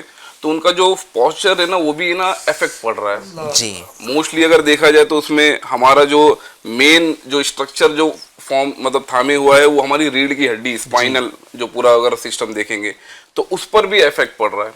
अच्छा, वो जो उंगलियां हिलाते हैं ना जब बच्चे जो खेलते हैं, उंगली हाथ जो कंटिन्यू हिलाते रहते हैं, तो उससे ना एक बहुत ही यानी समझ लीजिए कि एक सिंड्रोम है जिसे मीडियल कार्पल टनल सिंड्रोम कहा जाता है। ठीक है। यानी उससे ऐसा होता है कि कंटिन्यू उसका इस्तेमाल करना, कंटिन्यू इस्तेमाल करने से ये जो हमारे यहाँ की जो हड्डियां और यहाँ की जो नसें होती है ना जी, जी, वो जी। दबने की वजह से ना सुन होने का भी अंदेशा है। अच्छा। यानी हाथ हमारे सुन हो सकते हैं। ये कुछ यानी फिजिकली मैं बता रहा हूँ, लेकिन जो सबसे ज्यादा इफेक्टिव है जो वो है मेंटल हेल्थ। मेंटल हेल्थ इस तरीके से जो है ये तबाह बर्बाद कर रहा है गेमिंग जी। कि ऐसे केसेस आ चुके या मतलब आ चुके हैं, यानी हो गए कंफर्म जी, जी। कि बच्चे पागल हो गए, अच्छा। पागल हो गए, डिक्लेयर हो गए। ओह। अब उनके इलाज के लिए अलग मतलब ये चल रहा है। पागल ऐसा होना कि अगर मैं कुछ अगर रोशनी उसमें ये करूं कि मैं कंटिन्यू एक ही चीज को देख रहा हूं, ठीक है, अब उसमें ना मेरा इमोशंस भी ना चेंज हो रहा है। ठीक है। अब गेमिंग का एग्जांपल लूं तो मैं किसी को मार रहा हूं, फायर कर रहा हूं मैं, जी जी जी। उसमें मैं खुश हो रहा हूं, यानी मेरे को मैसेज क्या जा रहा है violence जी, देखा जा रहा है। वायलेंस पे मैं खुश हो रहा हूं। सही तो है। अब ये हमारा जो ब्रेन है ना, ये न्यूरोट्रांसमिटर, आज के प्रोग्राम से कनेक्ट करूं, आज जी। के टॉपिक से इंसानियत इंसानियत से। जी जी जी जी इंसानियत तो ये सिखाती है ना कि किसी का कत्ल ना किया जाए, किसी को मारा ना जाए, और वहां पर किसी को कत्ल करके खुशी हासिल की जा रही है। पॉइंट्स हासिल किए जा रहे हैं कि कत्ल करेंगे, किसी को मारेंगे तो आपको पॉइंट्स मिलेंगे। पॉइंट्स मिल रहा है। तो अब ये हमारा जो ब्रेन है ना वो न्यूरोट्रांसमीटर एक डोपामाइन रिलीज करता है, ठीक है। जिससे हमें ना खुशी मिलती है। अब वो है ना समझ लीजिए वो फेक खुशी मिल रही है उसे। ठीक है। अब वो मोबाइल पर जब ये गेम में उसे वो खुशी हासिल हो रही, घंटों घंटों तक वो एडिक्ट हो गया है। ओके। लेकिन जब वो दुनिया में बाहर आ रहा है ना तो ऐसा कुछ माहौल मिल नहीं रहा है। जी जी। बस ये चेंज की वजह से ना पूरा मेंटल हेल्थ उसका डिस्टर्ब चल रहा है। सब डिस्टर्ब हो गया। अब जो वो कर रहा है, जो वो देख रहा है, फॉर एग्जांपल अगर वो गोली मार रहा है, ज्यादातर यही आजकल चलता है जी, जी, कि एक दूसरे को मारना, तो वही जो है वो बाहर भी जो है शो करेगा। ठीक है। उसको गुस्सा आएगा, एंगर लेवल बढ़ता चले जाएगा, जी। और चिड़चिड़ापन हो गया। फिर माँ बाप उसको कुछ बोलेंगे या स्टडी में कुछ करेंगे, तो यानी समझ लीजिए एक गेम की वजह से ना उसका पूरा फ्यूचर जो है ना जो है वो बर्बाद होने की तरफ चले जाता है। जी। अगर और मजीद इसमें देखा जाए तो कई सारे नुकसानात है। और मेंटल वाला तो जो है ना समझ बहुत लीजिए बड़ा ना ये नुकसान। बहुत ज्यादा ये मतलब डिस्टर्ब किए जा रहा है इसमें। जी, हमारे साथ मदनी मुन्ने भी हैं। जी बेटा, गेम खेलना चाहिए नहीं खेलना चाहिए? नहीं खेलना चाहिए। आप खेलेंगे आइंदा गेम? नहीं खेलते थे? नहीं खेलते तो नहीं थे। अच्छा, आप खेलेंगे नहीं ना? इंशाल्लाह। चलिए अभी हम जुनैद भाई से मालूम करते हैं। जुनैद भाई, रोजे की हालत में मोबाइल में बिजी रहना, और आज तो इन्होंने हमारे डॉक्टर साहब ने गेम के ताल्लुक से रहनुमाई की और मेंटली और फिजिकली जो मेडिकली इसके जो नुकसान हैं वो बयान किए। बट आप बताएं कि दीनी तौर पर मोबाइल में इतनी देर बिजी रहना और स्क्रॉल करते रहना, कंटिन्यू वीडियो देखते रहना, या फेसबुक पे इंस्टाग्राम पे चैट करना, तो ये सब के ताल्लुक से आप क्या कहेंगे रोज़े की हालत में स्पेशली? सल्लल्लाहु अलैहि वसल्लम, चाहे ये मोबाइल की एक्टिविटी कहिए या मज़ीद और कोई भी फजूल व लग़्व काम, कोई भी गुनाह भरा काम कहिए या फजूल काम कहिए, से सब अल्हम्दुलिल्लाह माह रमज़ान जी, आज दूसरा रोज़ा है जी। अल्लाह पाक बस हकीकी माना में हमें इसकी कद्र नसीब कर। आमीन, अल्लाहुम्मा आमीन। माह रमज़ान के ताल्लुक से सूफिया इकराम के कॉन्सेप्ट में क्या पाया जाता है? जी। यानी सूफिया इकराम माह रमज़ान के मुतालिक जो उनकी तफसीलात है उनके दरमियान, उसके मुतालिक लिखा है कि सूफिया इकराम के नज़दीक माह रमज़ान की जो तफसीलात बयान की गई है, जी। इसके मुताबिक रमज़ान नशात सानिया का महीना करार दिया है। अब इसको आप थोड़ा जी आसान जी करें आप। जी मैं अर्ज कर रहा हूँ सरकार, नशात सानिया कहते हैं जी। नई जिंदगी पाने का महीना। क्या बात है, सुभान अल्लाह। अब ये गौर करें हमारे नाजरीन के माह रमज़ान को नई ज़िंदगी पाने का महीना ये सूफिया इकराम करार दे। सूफिया इकराम माशाल्लाह सब समझते हैं कि जो जी, तसव्वुफ़ जानते हैं, अल्लाह के बड़े बड़े बरगुज़ीदा बंदे होते हैं, अहले इल्म होते हैं, माशाल्लाह। तो इनके नज़दीक ये नशात सानिया का महीना है। ठीक अच्छा, है। अब एक और बात जहन में आएगी कि क्या दूसरी ज़िंदगी होती है? अल्हम्दुलिल्लाह इस्लाम का कॉन्सेप्ट बड़ा क्लियर है कि इंसान एक ही बार आता है और जब चला गया तो फिर बहरहाल اب نشاط ثانیہ انہوں نے کیوں کہا جی تو علماء فرماتے ہیں یعنی پہلی مرتبہ تو وہ جب پیدا ہوا جس کو کہتے ہیں پیدا ہونا دنیا میں آنا، اور دوسری مرتبہ جو صوفیاء کرام اس کی طرف توجہ دلا رہے وہ ہے مردہ دل کی پاکیزگی، یعنی دل جو مردہ ہو چکا ہے اس کا پاکیزہ ہونا، یہ نشاط ثانیہ ہے. یعنی کہ بندہ ماہ رمضان میں جو دل مردہ ہو جاتے گناہوں کے سبب وہ پاکیزہ ہو جاتے، گناہوں کی عادت چھوٹتی ہے، باطنی بیماریاں، حرص، لالچ اور دنیا کی محبت، تکبر، خود پسندی، ایسی سب بیماریاں ماہ رمضان میں چھوٹتی ہے، دل میں روحانیت پیدا ہوتی ہے. تو اب سیدھا سادہ جواب ہے، جو یہ کر رہے ہیں چاہے وہ موبائل میں لگے ہیں چاہے وہ دیگر فضولیات و لغویات میں لگے، کیا ان چیزوں سے دل زندہ ہوگا؟ نہیں ہوگا. روحانیت ملے گی، وہ خود ایکسیپٹ کریں گے یار یہ تو نہیں ہوگا. جبکہ یہ ہونا تو چاہیے تھا کہ یہ ہمارے لیے رمضان ملا ہے، بس اللہ کرے کہ بس میں ایسا پاکیزہ اس میں بن جاؤں کہ میرا دل زندہ ہو جائے. تو اب دل زندہ کرنے والے کام کریں، تلاوت قرآن، ذکر و اذکار، خیر خواہی کے بہت سارے کام ہیں. مفتی صاحب ماشاءاللہ رمضان کا شیڈول آپ بھی جو ہے الحمدللہ، مفتی صاحب قبلہ بھی سوالات کے جوابات دیتے رہتے، علمی مشغولیات ہیں. رمضان کے علاوہ مطلب میں ایسے لوگوں کو بھی جانتا ہوں اخبار پڑھتے تھے، لیکن الحمدللہ ماہ رمضان میں مصروفیت بڑھ گئی، دینی مطالعہ اور دیگر چیزیں، اخبار پڑھنے کا ٹائم نہیں مل رہا ہے. تو اب اخبار پڑھنے کا ٹائم نہیں مل رہا ہے، ویڈیو گیم کھیلنے کے اور دیگر اوقات کہاں سے؟ اگر آپ اپنے ٹائم کو صحیح انداز سے سیٹ کرتے ہیں، مینیج کرتے ہیں تو لہٰذا کوشش یہی کرنی چاہیے کہ بس ہم اس مہینے میں کچھ کر لیں، کچھ پا لیں، تو اس کے لیے اللہ کی رضا پالیں. جی ماشاءاللہ بہت اچھی بات کہی ماشاءاللہ جنید بھائی نے. انشاءاللہ مفتی صاحب سے بھی متعلق کچھ سوالات آئے ہوئے ہیں اور ڈاکٹر صاحب سے متعلق سوالات آئے ہوئے ہیں، وہ بھی لیں گے انشاءاللہ. بڑھتے ہیں ہمارے نیکسٹ سیگمنٹ کی جانب جس کا نام ہے مہمانوں کی کہانی ان کی زبانی. تو انشاءاللہ ہر ایک کی اپنی کہانی ہوتی ہے، ہر ایک کی لائف ہے اور ہر ایک کی لائف میں بہت ساری سٹوریز جو ہے وہ جڑی ہوئی ہوتی ہیں. تو آئیے بڑھتے ہیں ہمارے ان گیسٹ معزز جو ہمارے گیسٹ ہیں، مہمان ہیں، ان سے کچھ سوالات کریں گے ان کی پرسنل لائف کے بارے میں. آج کا سوال یہ ہے، میں سب سے پہلے ہمارے علی مدنی صاحب سے پوچھوں. کیا بات ہے علی بھائی؟ بہت سمپل سا کوشچن ہے. ٹھیک ہے، ہم سحری کرتے ہیں، ابھی آپ سحری کریں گے جا کر اور پھر روزہ رکھیں گے. آپ نے لائف میں جو ہے وہ کبھی ایسی سچویشن آئی ہے کہ بغیر سے کچھ کھائے پیے سحری کے جو ہے وہ آپ نے روزہ رکھا ہو؟ جی ایک سے یا صرف پانی پی کر روزہ رکھ لیا؟ بالکل ایک بار نہیں، ایک سے زیادہ بار ہوا ہے. اچھا ہاں بالخصوص اچھا گھر پہ جب ہوتے ہیں تو الحمدللہ ایسی نوبت نہیں آتی کہ ظاہر والدہ الحمدللہ بیدار کر دیتی ہیں یا بچوں کی امی اٹھا دیتی ہیں. تو گھر پہ ہوتے ہیں تو ایسی نوبت نہیں آتی ہے، وہ بیدار ہو ہی جاتے ہیں. اچھا بعض اوقات ایسا ہوتا ہے کبھی سفر میں ہیں یا کہیں باہر، جیسے جامعۃ المدینہ میں بھی میں ایسا ہوتا تھا کہ کئی مرتبہ رہا کرتا تھا اور طلباء کرام کی چھٹی ہو جایا کرتی تھی جامعۃ المدینہ میں، تو سب گھروں کو چلے جایا کرتے تھے. کبھی میں اکیلا ہوں یا کچھ ہمارے 2-3 ساتھی ہوا کرتے تھے، تو اس وقت بعض اوقات ایسا ہوتا تھا کہ ٹائم گزر گیا اس کے بعد آنکھ کھلی. اچھا بعض اوقات صحیح صاحب ایسا بھی ہوتا تھا، ایک مرتبہ میرے ساتھ ایسا بھی ہوا کہ 1 منٹ باقی تھا. جی اب 1 منٹ میں کچھ کھاؤں یا پیوں، کیا کروں؟ تو کیا کیا آپ؟ اسی سوچنے میں ٹائم نکل گیا. اللہ، اور پھر مجھے سمجھیے کہ وہ پورا روزہ یوں رکھنا پڑا. انوکھا واقعہ ہے، ایسا بھی ہوتا ہے. جی جی جی. اور کئی مرتبہ ایسا ہوا ہے، یعنی کہ یہ 1 سے زیادہ مرتبہ ہوا ہے جس طرح اتفاق ہوا ہے روزہ رکھنے کا. مفتی صاحب کا، جنید بھائی کا کوئی ایسا واقعہ کچھ انٹرسٹنگ اگر ہو تو؟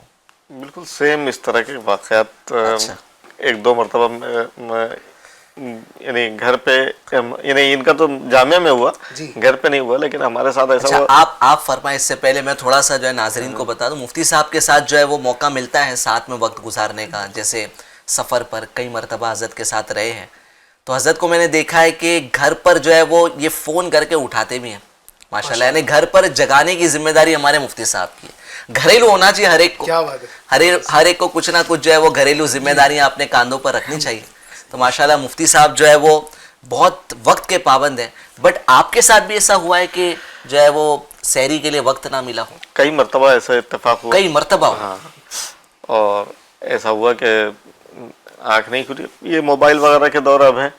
ہمارے بچپن کے کئی واقعات اس طرح کے ہوئے ہیں جی بلکہ والد صاحب ہمارے یہاں عموماً سحری کے لیے یا تو والدہ جگاتی تھی یا والد صاحب جگاتے تھے، اور ایک گھڑی والد صاحب کے پاس ہوا کرتی تھی، ایک گھڑی والدہ کے پاس. تو اب ایسا بھی ہوا، کئی مرتبہ ایسا ہوا کہ الارم بجا ہوگا ہو سکتا ہے، لیکن اب وہ توجہ نہیں رہی ہو، یا تو سحری کا وقت ایک دو مرتبہ ایسا ہوا کہ ختم ہو گیا، جی تب آنکھ کھلی، یا یہ قریب الختم رہا اور آنکھ کھلی اور پھر ویسے ہی روزہ رکھا گیا بغیر سحری. بغیر سحری کے. ایک آدھ مرتبہ ایسا بھی ہوا کہ وہی جو سچویشن رہی کہ بس 2-3 منٹ 4 منٹ باقی تھے، تو جلدی جلدی اگر ممکن ہوا تو پانی پی لیا، باقی ایسا بھی ہوا. اور خصوصاً میں نے جیسے کل جو گفتگو چلی تھی نا کہ وہ گرمی کی شدت کا روزہ تھا، تو ایک مرتبہ اس موقع پہ بھی ہوا ہے ایسا، یعنی شدت کی گرمی کا روزہ تھا اور ایسے موقع پہ بھی ایسا حال ہوا ہے. بچوں کے ساتھ ہوا ہے کبھی ایسا گھر میں بغیر سحری کا روزہ رکھا ہے آپ نے؟ آپ میں سے کسی نے ہاتھ اٹھایا اگر رکھے تو؟ اچھا پیچھے ان کو مائک دیجیے، مائک دیجیے بیٹا. بیٹا آج بولنے والے ہو نا آپ مائک پر، کل نہیں بولا تھا کچھ بھی. جی جی ہوا ہے ایسا آپ کے ساتھ بغیر سحری کے آپ نے روزہ رکھا ہے؟ ہاں. اچھا کتنی بار ہوا ایسا؟ 3 سے 4 بار. 3 سے 4 بار. اور روزہ رکھ لیا آپ نے؟ جی. اوہ ابا نے سمجھایا نہیں آپ کو کہ بیٹا ابھی آپ کی عمر چھوٹی ہے، بغیر سحری کے روزہ رکھو گے، کیسے روزہ کمپلیٹ کرو گے؟ سمجھایا تھا ایسا؟ نہیں. ماشاءاللہ دینی ماحول ہے ماشاءاللہ. ترغیب دلایا ہوگا کہ روزہ رکھ لو اگر ممکن ہے تو. جی جی جی. اچھا اس پر جو ہے مفتی صاحب فخر کرنا چاہیے کہ جو ہے وہ سحری کے بغیر جو ہے میں نے روزہ رکھا. دیکھیے ایک اس میں یہ کہ ہم جو بالغ ہیں ان کے لیے تو حکم یہی ہے کہ اگر جان کا اندیشہ نہ ہو جی تو ان کو تو روزہ رکھنا ہی رکھنا ہے، کمپلسری ہے. ٹھیک ہے. البتہ ایسے چھوٹے بچے کہ جو روزہ پورا کرنے کی استطاعت نہیں رکھتے ہیں تو ان پہ احکام شرع نافذ بھی نہیں ہوتے، وہ مکلف بھی نہیں ہیں. صحیح. تو ایسی صورت میں اگر وہ روزہ نہ رکھیں یا روزہ مطلب کھا پی لے تو ان پر حکم نافذ نہیں ہوگا. ٹھیک. تو یہ دونوں میں فرق. مفتی صاحب ایک یہ بھی ہوتا نا کہ کئی لوگ ہیں یعنی جان بوجھ کر نہیں اٹھتے. ایک یعنی ہم نے جو بات کی ہے وہ تو اتفاق اٹھنے کی نیت تھی لیکن آنکھ نہ کھل سکی، اور ایک تعداد وہ ہے جو جان بوجھ کر نہیں اٹھتے، فخر کرتے ہیں کہ میں تو بغیر سحری کے روزہ رکھتا ہوں. ان کو کیا کہیں گے آپ؟ کیا یہ واقعی فخر والی بات ہے؟ ایسی پیاری سنت ہے، میرے آقا صلی اللہ علیہ وسلم نے اسے پسند فرمایا. کیا بات، ماشاءاللہ. سحری تو کرنا چاہیے. اب مجھے وہ حدیث پاک لفظ پلفظ یاد نہیں ہے لیکن خلاصہ ذہن میں ہے جی کہ سحری کرو، اس میں برکت ہے. سبحان اللہ سبحان اللہ. ہمارے مبارک ناظرین ناشتے کی طرف مبارک ناشتے کے لیے بلایا سرکار. ہاں اس طرح کا مفہومی خلاصہ ہے کہ سحری کرو، اس میں برکت ہے. ماشاءاللہ. برکت حاصل کرنا چاہتے ہیں روزے کی تو سحری کرنا چاہیے. اور وہ جو اس طرح سے کرتے ہیں نا باپو جی جی فرمائیں کہ یہ فخر کرتے کہ میں نے بغیر سحری کے روزہ رکھ لیا، تو یہ کوئی کمال نہیں کر دیا. صحیح. وہ بلکہ بعض مواقع ایسے ہوتے ہیں کہ وہ سحری کے ساتھ ساتھ فجر بھی اندیشہ ہوتا ہے کہ چھوٹ نہ جائے. میں الزام نہیں لگا سکتا کسی پر، جی جی لیکن اندیشے ہوتے ہیں، اس لیے سحری کریں، یہ برکت والی چیز ہے. لیکن اگر خدا نخواستہ کسی نے سحری نہیں کیا، بعض یہ ہمارے یہاں سوالات آتے ہیں اور کل بھی میرے پاس اس طرح کے سوالات آئے ہیں کہ اگر کسی نے سحری نہیں کیا تو کیا اس کا روزہ ہوگا کہ نہیں ہوگا. تو سحری کرنا کوئی فرض واجب نہیں. ٹھیک ہے، روزہ رکھنا ہوگا. روزہ رکھنا ہوگا. اگر سحری کے لیے نہیں اٹھے تب بھی روزہ رکھنا ہی ہوگا. اور سحری کی یہ سنت جو ہے ماشاءاللہ کتنی پیاری جی سنت بھی ہے، اور اس سنت میں عظمت کیسی ہے، سحری بندہ اٹھتا ہے تو تہجد بھی نصیب ہوتی ہے اور فجر بھی بندہ آسانی سے پڑھ لیتا ہے. اچھا جب بھی سحری کی گفتگو ہمارے پروگرام میں ہوتی ہے تو ہمیں ہماری سحری یاد آتی ہے. کیا بات کہ جو ہے وہ کیونکہ ہمارے پاس بہت کم وقت بچتا ہے اور پروگرام کو اختتام کر کے پھر ہمیں جو ہے وہ سحری کی طرف بڑھنا ہوتا ہے. ناظرین تو ہمارے سحری کرتے ہوئے جو ہمارے پروگرام میں جوائن ہوتے ہیں، بٹ ہم جو ہے وہ سحری کرتے ہوئے پروگرام کر نہیں سکتے. انشاءاللہ جو ہے وقت مناسب پر 5 بجے جو ہے وہ ہمارا یہ پروگرام اینڈ ہوگا. ابھی کچھ اور گفتگو کریں گے. جنید بھائی سے سوال ہے، فروٹ میں آپ کو کیا زیادہ پسند ہے، آم یا کیلا یا کوئی اور فروٹ؟ کیلا پسند ہے. ماشاءاللہ. اچھا ڈاکٹر صاحب رہنمائی کریں. سال بھر مل جاتا ہے سب. اچھا اور بہت مہنگا بھی نہیں ہوتا ہے، آم بہت زیادہ پریمیم ہو گیا آج کل. فوائد بھی ہے اس کے ماشاءاللہ. اور عموماً جو ہے وہ مل جاتا تو اکثر میں اچھا کھاتا کیلا صرف آپ کھاتے ہیں یا اس کا کچھ بنا کر کچھ آگے کھاتے ہیں؟ آگے بھی عرض کر رہا جی ہوں، آپ نے اجازت بھی دے دی الحمدللہ، اس کی مطلب لذت میں اور اضافہ ہو جاتا ہے۔ محمد حنظلہ بھی جو ہے اللہ اس کو سلامت رکھے، یہ بھی اس کو پسند کر رہے ہیں ابھی، جو ہے دودھ کیلا روٹی جو ہے وہ ایک بہترین غذا ثابت ہوتی، تو عموماً دوپہر کے وقت محمد حنظلہ فون کرتے کیلا لیتے ہوئے آئیے گا۔ مجھے مفتی صاحب کیلے کا حلوہ بہت پسند ہے، بنتا ہے گھر میں، میرے گھر میں بنتا ہے بہت شکرن بچپن کہتے سے۔ شاید اس کو، جی کیلے کا شکرن کہتے ہیں اس کو شاید۔ اچھا، اس میں گھی ڈالتے ہیں؟ کھوپرا اور ہاں، گھی اور جو ہے وہ شکر ہوتی ہے۔ صحیح فرما جی پتلا دبلا بچپن سے تھا۔ جی ایک بہت بڑے عالم دین، آپ نے نام سنا ہوگا، نام کم سنا ہوگا، ان کا سلام زیادہ سنا ہے آپ نے۔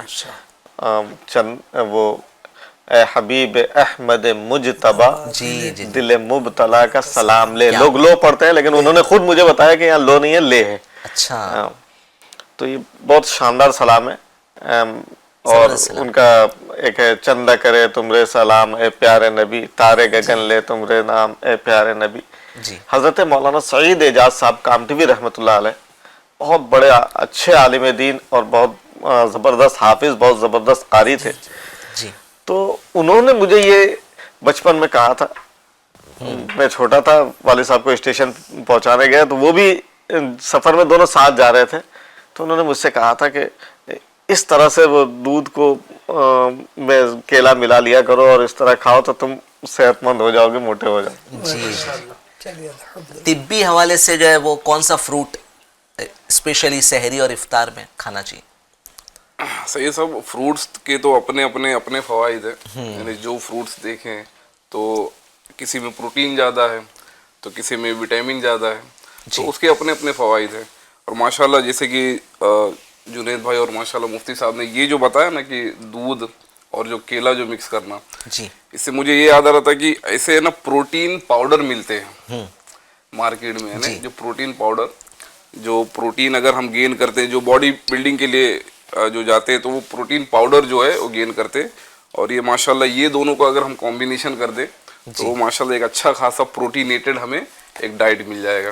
کیا اور فروٹس کی آپ نے جیسے کہ فرمایا کہ کون کون سا کیا، اگر ہم جیسے موسمبی ہو گیا، سنترا ہو گیا، اس کی طرف جائیں جو تھوڑے سمجھ لیجیے کھٹے ٹائپ ہوتے ہیں، تو ان میں سٹرک ایسڈ ہوتے ہیں، وٹامن سی، جو ماشاءاللہ جو ہمارا امیون سسٹم ہوتا ہے نا، صحیح صاحب، ڈیفنس میکینزم کہتے ہیں۔ ڈیفنس میکینزم یعنی ہمارے باڈی میں الحمدللہ ایک ایسا ڈیفنس میکینزم ہے کہ باہر سے اگر کوئی بیکٹیریا آتا ہے تو وہ اسے لڑتا ہے، اس کے اگینسٹ جو ہے ایک دیوار فارم کرتا ہے، تو وہ ڈیفر کرتا ہے مطلب باڈی ٹو باڈی پر، کہ بندے کے اوپر ڈیفر کرتا ہے۔ صحیح، تو ہمارا ڈائٹ بھی ایسا ہونا چاہیے کہ ہمارا جو ہے امیون سسٹم مضبوط رہے۔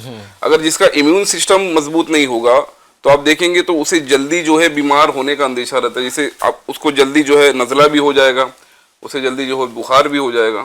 تو یہ امیون سسٹم میں الحمدللہ جو سٹرک ایسڈ اور وٹامن سی ہے وہ جو ہے ہیلپ کرتا ہے۔ پھر ایسے پپایا لے لیں ہم، جس میں انزائم ہوتا ہے پیپین کر کے، تو ماشاءاللہ ہمارا ڈائجسٹو سسٹم جو ہے اسے جو ہے، اچھا ڈائجسٹو سسٹم سے اگر میں بات کروں تو جو پیٹ کی بیماری ہوتی ہے، یوں سمجھ لیجئے اسے نا مدر آف ڈیزیز کہا جاتا ہے، صحیح صاحب، اچھا، یعنی ام الامراض، یعنی پیٹ کی بیماری یہیں سے اسٹارٹ ہوتی ہے کئی بیماریاں۔ مدنی مذاکروں میں بھی ہم نے سنا ہے امیر اہل جی سنت جی سے۔ ماشاءاللہ قبلہ شیخ طریقت امیر اہل سنت کئی مرتبہ جو ہے، اور ماشاءاللہ اور آپ کا ٹاپک ہوتا ہے رمضان میں، امیر اہل سنت جو ہے وہ پیٹ کی بیماریوں سے متعلق، کھانے پینے سے متعلق بہت مدنی پھول جو ہے وہ دیتے ہیں۔ ماشاءاللہ مدنی مذاکرے ایف جی این چینل پہ بھی جاری ہو گئے، فیضان امیر اہل سنت ایف جی این چینل پہ جاری ہو گئے۔ الحمدللہ جی ماشاءاللہ، فیضان تو ماشاءاللہ پہلے تو جاری تھا، اب خود تشریف لا چکے ہیں۔ ہاں صحیح کہا، ماشاءاللہ جو بات چلی ہے پیر و مرشد کی ماشاءاللہ،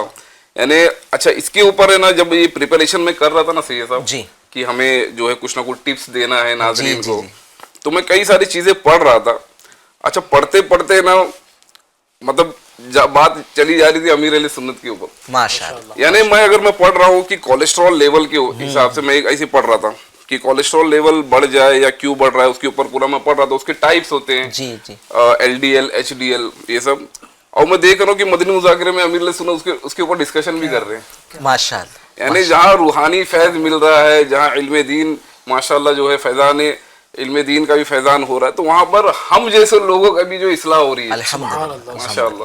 یہ بھی بہت زبردست پوائنٹ ہے. یعنی ڈاکٹر بھی جو ہے الحمدللہ عز و جل جب مدنی مذاکرہ دیکھ رہا ہے تو اسے اپنے فن کے متعلق بھی معلومات اور ٹپس مل اچھا رہی کچھ باتیں اگر میں یہ کہوں کہ یہ جو ہمارا ایپیسوڈ ہے, اس کے لیے جب میں اسٹڈی کر رہا تھا تو کئی ساری چیزیں جو ہے میں نے امیر اہل سنت سے سن کر اس پر اسٹڈی کر اور میں نے جو پریکٹیکلی اپنے اوپر مطلب اسٹارٹ بھی کر دیا ہوں. فار ایگزامپل جو شوگر کے تعلق سے, جو وائٹ شوگر جو چینی جسے کہا جاتا ہے, اس کے نقصانات کے اوپر دیکھے جائے تو کئی سارے نقصانات ہیں, اور ماشاءاللہ قبلہ شیخ طریقت امیر اہل سنت وقتاً فوقتاً اس کو جو ہے گائیڈ کرتے رہتے ہیں. تو اس کی جگہ جو ہے جیگری یوز کیا جائے, جیگری یعنی گڑ جسے کہا جاتا ہے.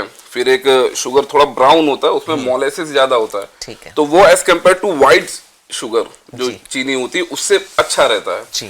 پھر اگر ہم نمک کی بات کریں, نمک جو ہے وہ بھی راک سالٹ ایک ہوتا ہے پنک کلر کا, پنک, تو وہ استعمال کیا جائے.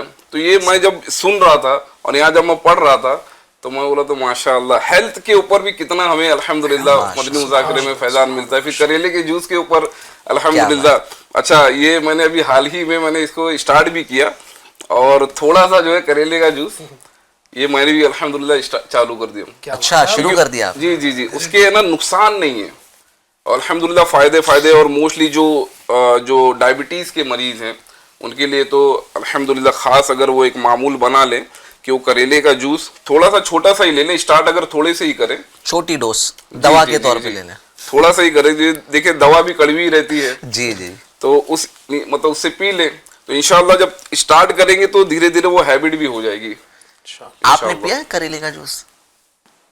یاد نہیں مفتی صاحب, کریلے کا جوس نہیں, میری بھی آج تک ہمت نہیں بن پائی. کریلا کھایا ہے جی.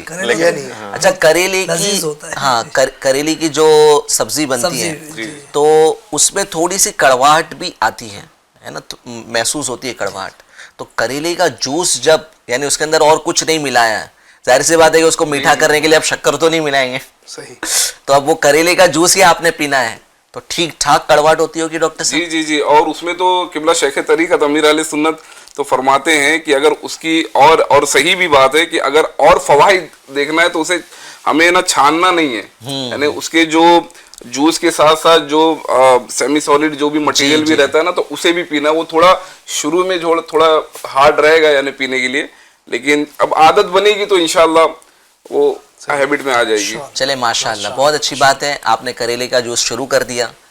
چلے بہت اچھی ٹپس مل رہی ہیں. مفتی صاحب سے متعلق کچھ سوالات ہمیں ناظرین نے بھیجے ہیں, تو آئیے ان سوالات کو اپنے پروگرام میں شامل کرتے ہیں. جی وعلیکم السلام ورحمۃ اللہ وبرکاتہ. ہاتھ میں نادانی میں بچپن میں ٹیٹو بنایا تھا جو نہیں نکل رہا, کئی مرتبہ نکالنے کی کوششیں کی پھر بھی نہیں نکل رہا, کیا نمازیں ہوگی؟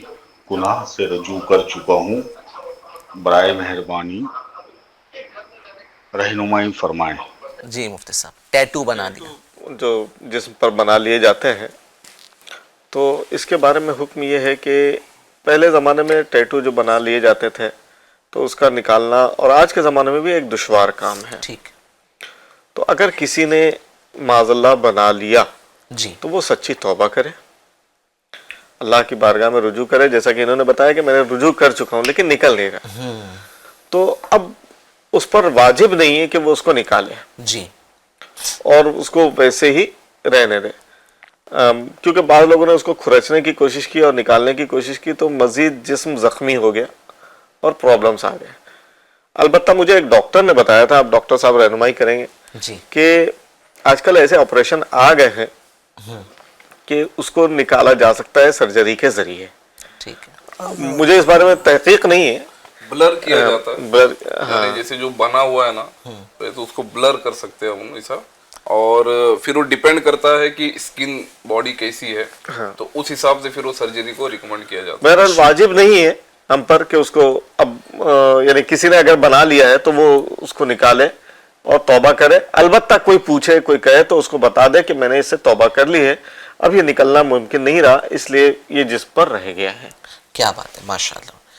بڑھتے ہمارے نیکسٹ سیگمنٹ کی جانب جس کا نام ہے پریکٹیکل سننا. ہمارے نبی صلی اللہ تعالی علیہ وسلم کی پیاری پیاری ادائیں یہ ہمیں ہماری لائف سٹائل میں رہنمائی کرتی ہیں اور ہمیں زندگی گزارنے کا طریقہ فراہم کرتی ہے. تو اگر اپنی زندگی کو بہتر بنانا چاہتے ہیں تو حضور پاک صلی اللہ علیہ وسلم کی سنتوں کو اپنی زندگی میں شامل کر لیجئے. تو انشاءاللہ کوئی ایک سنت ہم انشاءاللہ ہمارے معزز مہمان جنید بھائی سے معلوم کریں گے. تو جنید بھائی آج کون سی سنت آپ ہمیں سکھائیں گے؟ ماشاءاللہ کئی ایک سنتیں ہیں اور اس پروگرام کی برکت سے اگر ماشاءاللہ تقریباً پورا مہینہ یہ سلسلہ چلے گا. اگر ہمارے ناظرین بھی نیت کر لے کہ جو سنت بتائی جا رہی ہے اگر پہلے عمل نہیں تھا تو انشاءاللہ اس پر عمل شروع کر دیں گے، اور عمل تھا تو مزید استقامت کے ساتھ کریں گے. تو انشاءاللہ جہاں دیگر معلومات ہمیں فوائد حاصل ہو رہے ہیں اس طرح سنتوں کی معلومات پریکٹیکل بھی ہمیں پتہ چلتی چلی جائے گی. سلام کرنا یہ ہمارے آقا علیہ الصلوۃ والسلام کی سنت ہے، دیگر انبیاء کی سنت ہے. اس کے متعلق ہی کچھ معلومات عرض کر دوں تاکہ اب تک تو سلام کرتے ہی ہے لیکن اگر اس میں کچھ غلطیاں ہیں تو وہ درست ہو جائے اور مزید اس کی برکتیں حاصل ہو. ٹھیک ہے. سلام کے بہترین الفاظ کون سے ہیں سب؟ اوکے. عموماً لوگ سلام کرتے ہیں تو سلام کے بہترین الفاظ السلام علیکم ورحمۃ اللہ وبرکاتہ، ٹھیک ہے. یعنی تم پر سلامتی ہو اور اللہ عز و جل کی طرف سے رحمتیں اور برکتیں نازل ہو. اسی طرح سلام کرنے والوں کو اس سے بہتر جو انہوں نے سلام کیا اس سے بہتر جواب دینا چاہیے. خود اللہ تبارک و تعالیٰ نے ہمیں اس کا حکم دیا ہے. قرآن پاک 5واں پارہ سورۃ النساء آیت نمبر 86 ترجمہ کنز الایمان. اور جب تمہیں کوئی کسی لفظ سے سلام کرے تو تم اس سے بہتر لفظ جواب میں کہو یا وہی کہہ دو. ٹھیک، یا تو بہتر کہو یا وہی کہہ دو. اچھا، بہتر کے الفاظ کون سے ہیں؟ تو بہتر کے الفاظ ہے وعلیکم السلام ورحمۃ اللہ وبرکاتہ. وعلیکم، اس میں مسٹیک عموماً ہوتی ہے، لوگ عین کو بھی ساکن کر دیتے. وعلیکم، وعلیکم نہیں، وعلیکم. وعلیکم السلام ورحمۃ اللہ وبرکاتہ، یعنی اور تم پر بھی سلامتی ہو اور اللہ عز و جل کی طرف سے رحمتیں اور برکتیں نازل ہو. اچھا، ایک اور سوال. سلام عموماً عام ہے، اللہ کرے عام ہو جائے. بہت سے لوگ اس کو عام نہیں کر پا رہے، گفتگو ہائے ہیلو سے کر رہے. مسلمان ہیں، گزارش ہے کہ سلام سے ابتدا کرے. سلام کی ابتدا کب ہوئی؟ کب سے شروعات ہوئی اس کی؟ ایک سوال بنتا ہے. بہت سے لوگوں کو یونیک سوالات کرنے کی جو ہے وہ عادت ہوتی ہے، تجسس، کہ سب کو بالکل حیرت میں ڈال دے کہ میرے سوال کا جواب دو. چلیے سحری کر رہے، میں آپ سے سوال کر رہا ہوں، بتائیے سلام کی ابتدا کب سے ہوئی؟ آپ بھی شاید نہیں والا رک رہا ہوگا آپ کا. چلیے روکیے مت، جواب سن لیجئے. حضرت ابو ہریرہ رضی اللہ تعالیٰ عنہ سے مروی ہے، حضور سید عالم صلی اللہ علیہ وآلہ وسلم نے فرمایا جب اللہ پاک نے حضرت سیدنا آدم علیہ السلام کو پیدا فرمایا تو انہیں حکم دیا کہ جاؤ اور فرشتوں کی اس بیٹھی ہوئی جماعت کو سلام کرو اور غور سے سنو کہ وہ تمہیں کیا جواب دیتے ہیں، کیونکہ وہی تمہارا اور تمہاری اولاد کا سلام ہے. حضرت سیدنا آدم علیہ السلام نے فرشتوں سے کہا السلام علیکم، تو انہوں نے جواب دیا السلام علیکہ ورحمۃ اللہ، اور انہوں نے ورحمۃ اللہ کے الفاظ زائد کہے. اب یہاں پر آخری بات بتاؤ اور بات مکمل کروں. عام طور پر معروف یہی ہے کہ السلام علیکم ہی سلام ہے. لوگ یہی سمجھتے ہیں کہ بھائی السلام علیکم کہیں گے تو سلام ہوگا، مگر سلام کے دوسرے بھی سیغے ہیں.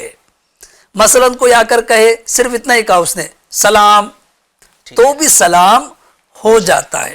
اور سلام کے جواب میں سلام کہہ دیا تو یہ بھی جواب ہو گیا، یا السلام علیکم ہی کہہ دیا.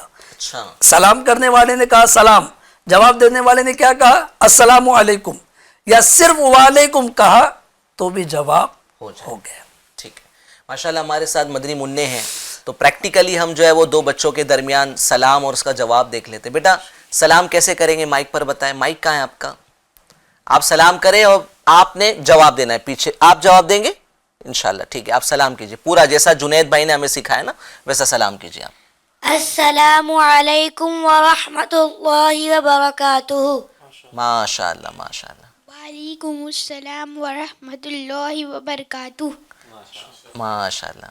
ہو گیا ماشاء اللہ. جنید بھائی پریکٹیکل. بس بیٹا وہی وعلیکم کے بجائے اگر وعلیکم یہ ابھی سے ہماری پریکٹس ہوگی.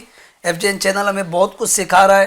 چلیے بہت سے لوگ یہ سمجھتے ہوں گے کہ بھائی مجھے تو سلام آتا ہے. جی. شاید آج ان کے حیرت میں اضافہ ہو رہا ہوگا کہ بھائی سلام میں بھی میرے مسٹیک ہے. جی ہاں، اسی لیے کہا جاتا ہے سیکھنا ہوتا ہے. صحیح. بہت ساری چیزیں ہم بغیر سیکھے کر رہے ہوتے اور بعض مرتبہ غلطیاں بھی کر رہے ہوتے. تو وعلیکم، وا کے اوپر بھی جو ہے فتحہ یعنی زبر آئے گا اور عین کے اوپر بھی زبر آئے گا. وعلیکم السلام ورحمۃ اللہ وبرکاتہ. ماشاء اللہ ماشاء اللہ. چلے جناب، پریکٹیکل سننا سیگمنٹ ہوا اور جو ہمارا ٹاپک چل رہا ہے انسانیت اور اسلام کے تعلق سے، اس پر ایک آخری سوال علی بھائی سے کریں گے، پھر انشاءاللہ ہمارا یہ پروگرام اختتام کی طرف بڑھے گا. علی بھائی، کوئی دیندار ہے، حج کیے ہیں، نماز پڑھتا ہے اور بہت مذہبی بھی کہلاتا ہے، جی، مگر جو ہے وہ کبھی اپنے امپلائی پہ برس پڑتا ہے، کبھی جو ہے اپنے گھر والوں پر ناراض ہوتا رہتا ہے. انسانیت نہیں ہے اس کے اندر. عبادت ہے، انسانیت نہیں ہے. کیا کہیں گے؟ اللہ اکبر. جس طرح نبی کریم صلی اللہ علیہ وسلم کی زندگی ہمارے لیے ہر موڑ پر رہنما ہے نا، جی، اس موڑ پہ بھی اگر ہم دیکھیں اپنے غلاموں کے ساتھ کیا برتاؤ ہو، اپنے امپلائیز کے ساتھ، اپنے نیچے کام کرنے والوں کے ساتھ کیا برتاؤ ہو. حضرت انس بن مالک رضی اللہ عنہ خادم رسول ہیں، نبی پاک علیہ السلام کے خادم ہیں. نبی پاک علیہ السلام کی بارگاہ میں 10 سال تک رہے. سبحان اللہ. وہ بیان کرتے ہیں کہ نبی پاک کا کیا انداز تھا. خادم تھے نا نبی پاک کے. آپ نے بات کی کہ اپنے امپلائیز کے ساتھ، اپنے غلاموں کے ساتھ، خادمین کے ساتھ کیا برتاؤ ہو. تو وہ بیان کرتے ہیں کہ میں نبی کریم صلی اللہ علیہ وسلم کے ساتھ 10 سال رہا. صحیح صاحب، 10 سال بہت بڑا زمانہ ہوتا ہے. وہ کہتے ہیں کہ میں نے اس 10 سال کے عرصے میں نبی پاک کو کبھی یہ فرماتے نہیں سنا کہ تم نے یہ کام کیوں کیا اور یہ کام کیوں نہیں کیا. اللہ، یہ بہت اعلیٰ مثال ہے. جی. اگر ہمارے ساتھ کوئی ہمارا امپلائیز اگر وہ 1 ہفتہ کام کر لے، 10 دن کام کر لے نا، اس 10 دن کے اندر ہم اس کی جو ہے نا وہ 7 نسلوں کو کھنگال دیتے ہیں. جی. اس کو کیا کچھ بول ڈالتے ہیں وہ ہم بہتر جانتے ہیں.